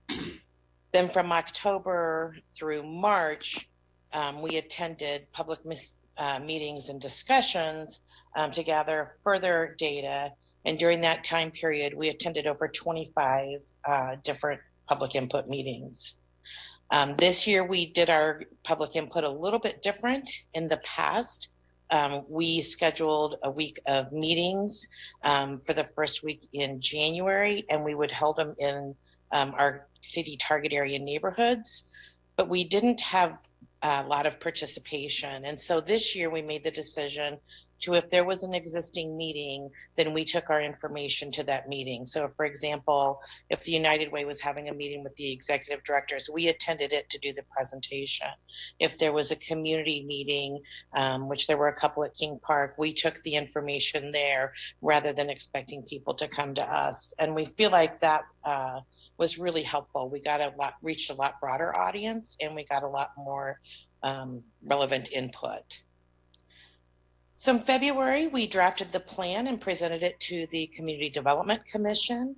And the 1st of March, we released that draft plan out for public review. We took it to City Council in March to receive direction from you and outline the process. The plan has to be open for 30 days for public comment, but due to COVID, we extended that a little bit longer to allow people up through April 10th to provide input. And now we're presenting to you the final plan. From the time that you reviewed it, and we talked about it in March, there have been very few changes, more along the lines of typos, or, you know, if we were missing a piece of data from the Housing Authority in particular is when I remember we added that data in. But overall, what you got in March is what you have now. So some of the key things that were noted as high priorities is infrastructure improvements to include street lighting, street and sidewalk repairs, acquisition of land, housing rehabilitation, such as weatherization repairs and accessibility improvements, public service programs, economic development opportunities, provide affordable housing opportunities for low and moderate income persons, and reducing exposure to lead-based paint. So Lori, can you hopefully go back to the CDBG budget, because that has changed and I kind of want to walk through it. There you go. So with the advancement of the COVID money, we added that into our 2021 plan. As you remember, last week you approved the $294,000, but since our year ends in a couple of weeks, we know we're not going to be able to spend all of that. And so you can see I did a carryover of the COVID funds of $285,000. We have had a few expenditures that will come out, but the majority of them probably won't happen before July 1. We also have a carryover with it being this close to the end of the fiscal year. I can see we have about $300,000 of prior year funds that we have not spent. And so I added that in here.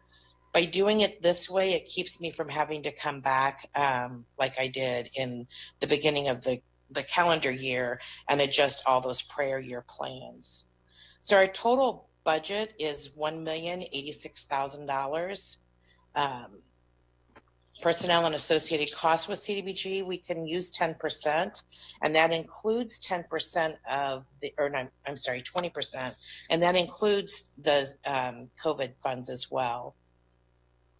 Public services caps are usually limited to 15%, but with COVID-19, HUD has allowed us to request a waiver on that 15% for 1920 and 2021. And we have requested, and that's been approved. So we have a lot larger pot of money going into the public services line items this year. The neighborhood revitalization programs includes things like capital improvement projects, blight reduction, code enforcement, any public facilities, and that could be one I'm thinking of in particular, if Urbana neighborhood connections needs work done, those type of things, and then economic development. So our total CDBG recommended budget is $1,086,415. Next slide, please. Our home budget did not change. It's $822,390. Since Urbana is the lead agency on that, we do get 10% to be used for administrative cost. What did change on this budget from what you saw previously was the consortium split. Each year HUD looks at our area and tells us how much percentage each of the consortium members gets. And Champaign grew in size this year, and so their percentage is larger. So they'll get 308,000 and we'll get 169,000. Next slide, please. So again, the priority needs are those housing related projects, emergency housing repairs, accessibility, roof repairs, those type of things. Public service programs include programs for youth, financial education for low-income families, services to address homelessness. And this year, one of the programs could be the COVID-19 program that I mentioned later, and that'll be the subsidy payments would fall under this category. Economic development opportunities was a need that we had brought to us last year. There's a couple of businesses in the targeted neighborhoods that are looking to expand or grow, and that's not something that the city had really focused on in the past, and so we had set aside funds to help those smaller businesses in our targeted neighborhoods. And then finally, provide affordable housing assistance. This is typically with our home funds, which can provide a variety of assistance from rental assistance, tenant-based rental programs, down payment assistance, or assistance building large developments like Crystal View or the Kerr Avenue Highland Green projects. And then finally, reducing the exposure to lead-based paint. The funds can support education, testing, and rehabilitation, and then continue to support the continuum of service providers to the homeless. In this 5-year plan, we've incorporated the citizen participation plan, which was amended at last week's meeting to include the virtual meetings in case of a disaster declared meeting, and we carried that forward into the 2024 plan. The Housing Rehabilitation Program Manual, which just is the outline of all of our programs that we currently offer, what the guidelines are, how to apply, that type of thing. There's also a code enforcement plan. We've decided over the past year to have a greater impact on our neighborhoods, to really focus our code enforcement efforts by target area. And so we can measure impact and see how many inspections we've done, even if it's, tall weeds and grass, and how many were abated by the city or how many were abated by the citizens. And that's all incorporated in that code enforcement plan. And successes on all of these will be reported in September when we do our consolidated annual performance report. And then finally, the home program manual, which guides how we can spend the home funds. So the CD Commission voiced support of the approval of the consolidated plan and the housing rehab program manual. They have had both plans to look at since the end of February. And at this time, staff is recommending approval for the ordinance approving the consolidated plan and the resolution approving the housing rehab program guidelines. So are there any questions? Are there any questions? Go ahead, Sharice. I know the money, the COVID money, was there any discussion at all about whether that would go toward mental health issues and so on and so forth? Or did you tell us that that was, I know that the money can't be duplicated to, you can't use it to duplicate another service. Right. The COVID programs we're going to talk about next, because the direction that I received from council when I took the base guidelines to you there were some key areas that you wanted me to go back and do some research on. And so I've done that and have the program manual and discussion that we can have after this one. Okay. Go ahead, Mary Alice. So Sheila, for people who are interested to see what kind of programs might be available, I'm thinking about the accessibility one, for example. How would they apply? How would they be able to get in contact to figure out if they qualify for it? The information is available on the website, and then we also market the programs through for example, PACE is aware of the programs. The hospital staff that helps people as they exit the hospital, they're aware of our programs. So we reach out to those avenues who have direct contact with people who would need it. So how often are they leveraged? You know, it depends, I think, on the year, and I can give you some history on that. This year, we've just had 2 requests that I'm aware of, and I have one that's pending right now, but due to COVID, we're not going to be able to go out there just yet. Hopefully in July, we'll be able to get out there. They need a ramp, but. Okay, all right, thank you. Other questions from council? All right, I'm not seeing any other questions or hands raised. We considered the first ordinance and the following resolution. I would take a motion for that first ordinance if one would so like to. Sharice? I'd like to move that ordinance number 2020-06. I'm sorry, is that the wrong one? 031. 031. Yeah, there we go. An ordinance approving the City of Urbana and City Home Consortium, Champaign, Urbana, Champaign County, consolidated plan for fiscal years 2020 through 2024, and annual action plan for fiscal year 2020 through 2021 be moved to council for approval. Second. All right, I got a motion from Sharice, second from Eric. Is there further discussion amongst council? Seeing none, all those in favor, please voice aye. Aye. Aye. All right, any opposed, same sign. Hearing none, that motion passes, and that ordinance will be sent to the full council with a recommendation for approval. I would entertain a motion for the next resolution. I'll make that. Go ahead, Dennis. Okay, resolution number 2020-060-024R, a resolution approving the Housing Rehabilitation Program operational guidelines program for the years 2020 to 2024. I recommend that these be sent to the City Council with approval. Is there a second? I'll second. Okay, a motion from Dennis and a second from Mary Alice. Is there any further discussion for the committee? Seeing none, all those in favor say aye. Aye. Any opposed, same sign. Hearing none, that resolution will be sent to the full council with recommendation for approval.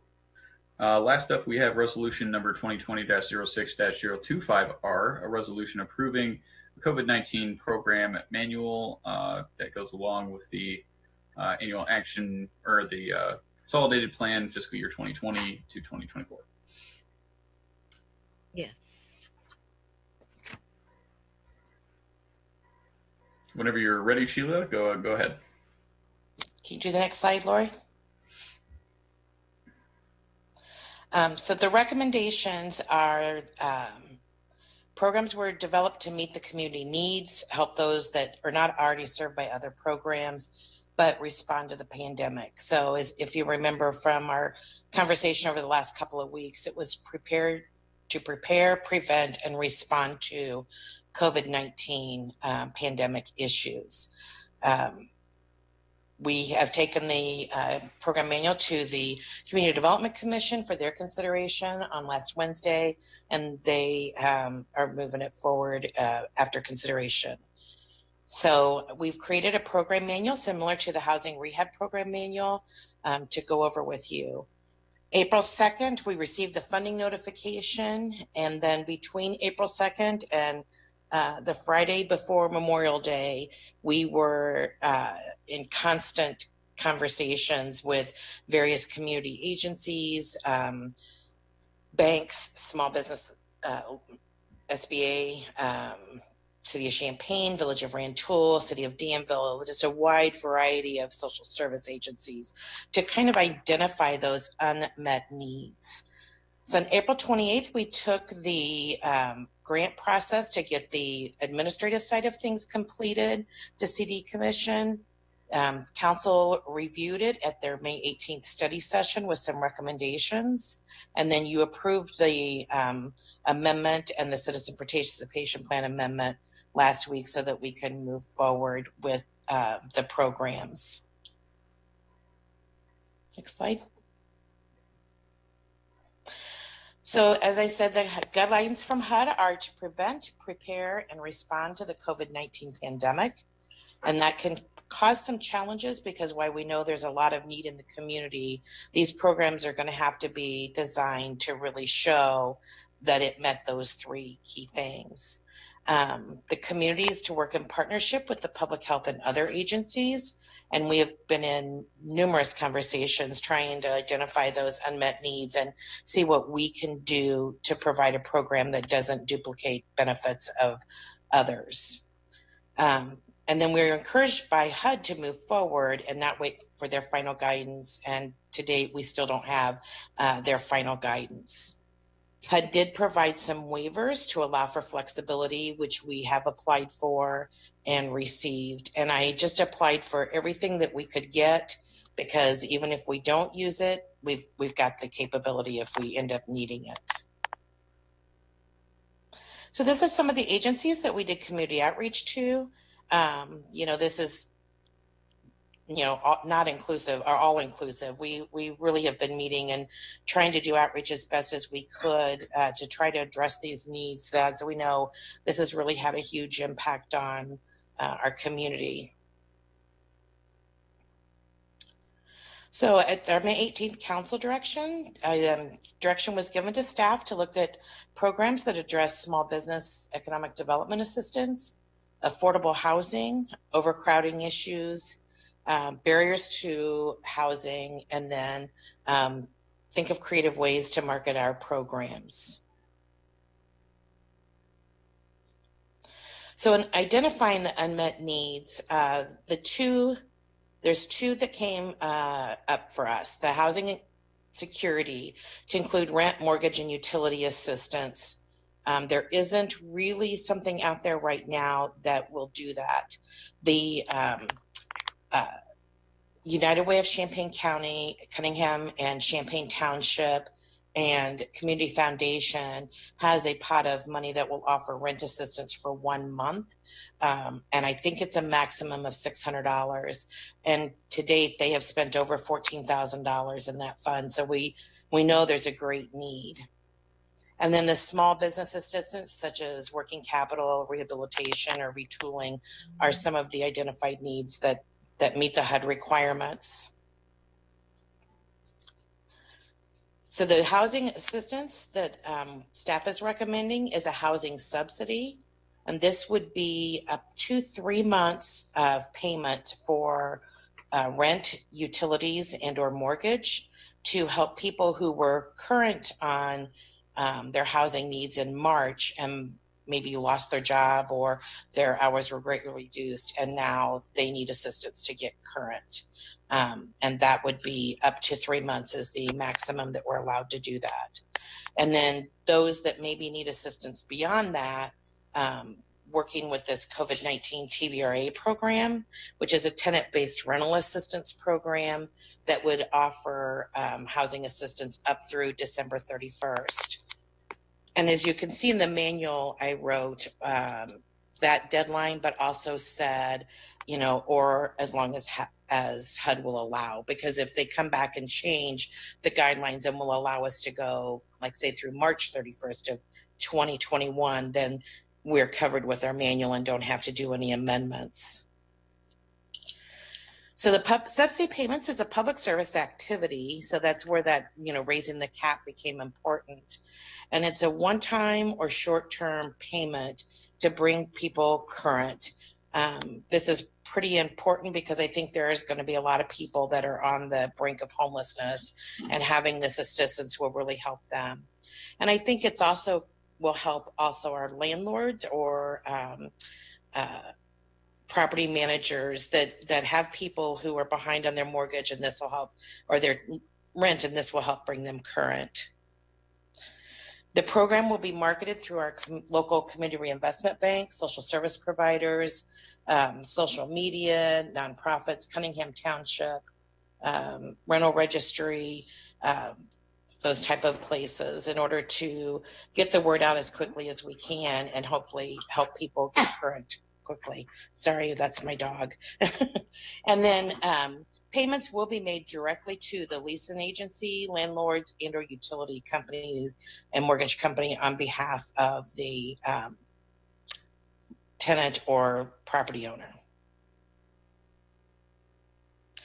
The tenant-based rental assistance program, HUD has allowed a lot of waivers in this regard, which is going to be very helpful to help people stay in housing up through December 31st. We would partner with the Champaign County Regional Plan Commission to administer the program. They have received funding to help fund a staff person, and they currently administer and have for several years TBRA program for their portion of the consortium funds. And so, you know, it would be able to be administered fairly easily, and, you know, they're familiar with all the guidelines, so it'd be able to go forward. And then this will also help those who need the assistance beyond the 3 months to help them through the December 31st date or later if HUD allows. So this will give you an idea of the income limits.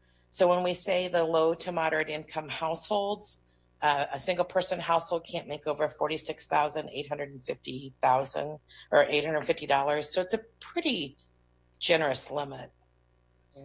TBRA is limited at that 60% mark, and it's looking at what they make today and projecting it forward for the next 12 months. And HUD has also issued guidance, so those that are on unemployment but are getting the extra weekly payment, that is not to be included into this, because that would, of course, knock anybody out of being able to qualify for the programs. So it would be just looking at what they're making minus that PUA payment and projecting it forward 12 months. And the final program that we looked at was a small business assistance program. Many small businesses, including minority and women-owned businesses, just were not able to access the federal programs. Many of them don't have a banking relationship, and so they had to like hit the ground running once that PPP money came out, because once it came out, it was gone within 3 to 4 days. The current programs would address salary and small operating costs, but this program would allow more flexibility. It would give them an average of 2 months operating costs, not to exceed $10,000. Retooling to address certain social distancing requirements. So maybe they have to put in outside tables or that type of thing, or maybe they're going to retool their business and maybe now they're going to be a caterer rather than a sit-down diner. So that type of technical assistance and retooling would qualify under this program. Rehabilitation to allow for flexibility in meeting the guidelines, so they could receive assistance to maybe improve their ventilation systems, or, you know, rearrange their tables or rehab their dining area to make it to where they could meet these new requirements. And then it also would cover personal protective equipment for their staff. So the two programs that CDBG currently allows are an economic assistance, which is the financial assistance to private or for-profit businesses to expand, rehabilitate, or purchase equipment. And under this program, when you read the guidelines, this would allow a business, and I defined a small business, which is a business that has 15 or fewer full-time equivalent employees. Other communities have defined it differently. HUD defines a small business as 500 or less. And we really kind of wanted to focus on helping the lowest of the low, since we have such limited funds. And a micro enterprise assistance is a financial assistance to a low income owner that has 5 or fewer employees. And this designation is a little bit different. It doesn't take into account the 15, but it does take into the account the business owner being low income. And then if we get a lot of applications, we will prioritize on the small businesses who are minority and or women-owned businesses, and then those retaining the greatest number of employees.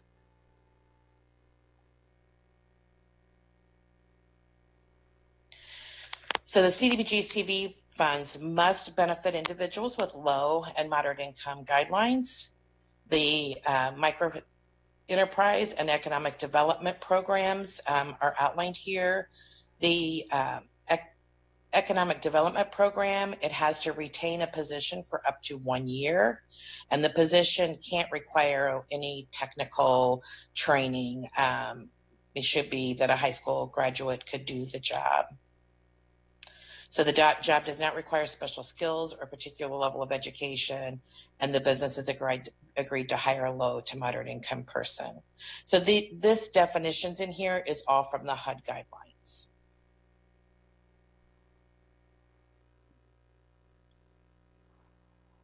So these programs were developed to meet unmet needs that we saw in the community and respond directly to the pandemic. Again, the Community Development Commission considered the program at its meeting last week and recommended approval. And so staff is recommending input and approval for the resolution. All right, thanks, Sheila. Are there questions from committee? Mary Alice, go ahead. So Sheila, I know some of our programs are geographically bound. Are any of the COVID funds bound to certain regions within the city, or are they open to anybody? They're open to anybody. The focus on them is the income. So they all have to be low or moderate income, but they can live anywhere in the city of Urbana. Okay, great. Thank you. Mm-hmm. Other questions? I'm not seeing any other hands raised. Mary Alice, would you take the chair one more time? I got a couple of questions for Sheila. Yeah, absolutely. Chair recognizes Jared. Thanks. Sheila, this is, I know we spoke about this and I gave some recommendations at length, and this is really great to see. I know that there are definitely folks who are still probably on their last legs, hoping to gain access to some of these things. So it's great that it's coming available. Have you, when you are going to reach out and try to distribute this information to small businesses, in what form is that going to get sent? I will work closely with Andrea and the economic development team at the city, as well as the Chamber of Commerce, to reach out to their mailing list, because they can reduce the numbers down to, we could focus on minority. They would have that list, minority and women-owned businesses, or those smaller businesses. The Chamber already has that divided out. So we would probably launch it that way. And there are several businesses who are aware that this potentially may be coming, because I reached out to some doing the research to try to determine, what's a reasonable grant limit and what their needs were. Were they covered in operating costs? Do they need funds for other things? So there are several in the community who know this may be coming. Okay. I guess I was thinking more of like a program guide or something along those lines to help explain qualifications and things of that nature. Is there going to be something like that that'll be sent out to folks? Yeah, sure. And we will probably do a video similar to what we do for the Consolidated Social Service Funding. That is kind of a application workshop, but it will be online and virtual, where people can walk through the process. I don't have the applications all finalized yet. I'm working through them, but I'm trying to keep it simple, but yet meet the HUD requirements. Okay. Just as a request, please, when you have any materials or you have anything you're going to send out on a blast, send to me as well, because I've got a lot of folks I know who are waiting to be able to get an application in. So I'd be happy to forward any of that information on to people I know as well. Sure. Thanks. And thanks for your great work on both of these programs. I also have a lot of friends who are struggling to figure out how they're going to pay their rent still, and it's great that we're going to have a program that a lot of folks will be able to gain access to when there aren't a lot of other resources right now. Any other? Mary Alice, may I have the chair back? Chair back, yes. Thank you. Are there any other questions from council? If not, I would entertain a motion.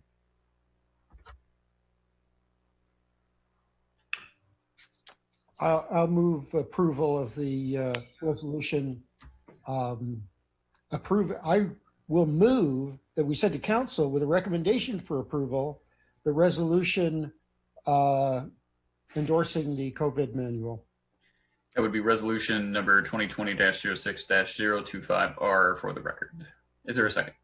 Second. It's a motion from Eric and a second by Sharice. Is there any other comments or questions? Discussion on council committee. Right, not seeing any. All those in favor say aye. Aye. Aye. Any opposed, same sign. Seeing none, that motion passes, and that will head forward to the full council with a recommendation for approval. All right, I don't have any other business. Diane, is there anything you want to say before we close? You need to unmute, Diane.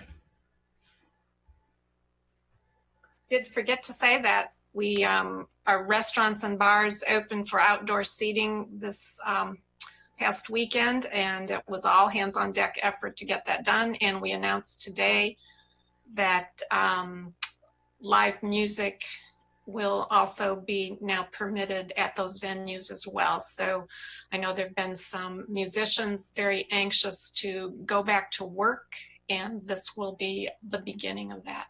So thank you to all who made that happen. All right. Well, seeing no further business before the committee, I will adjourn us, and we'll see y'all on Monday. Right.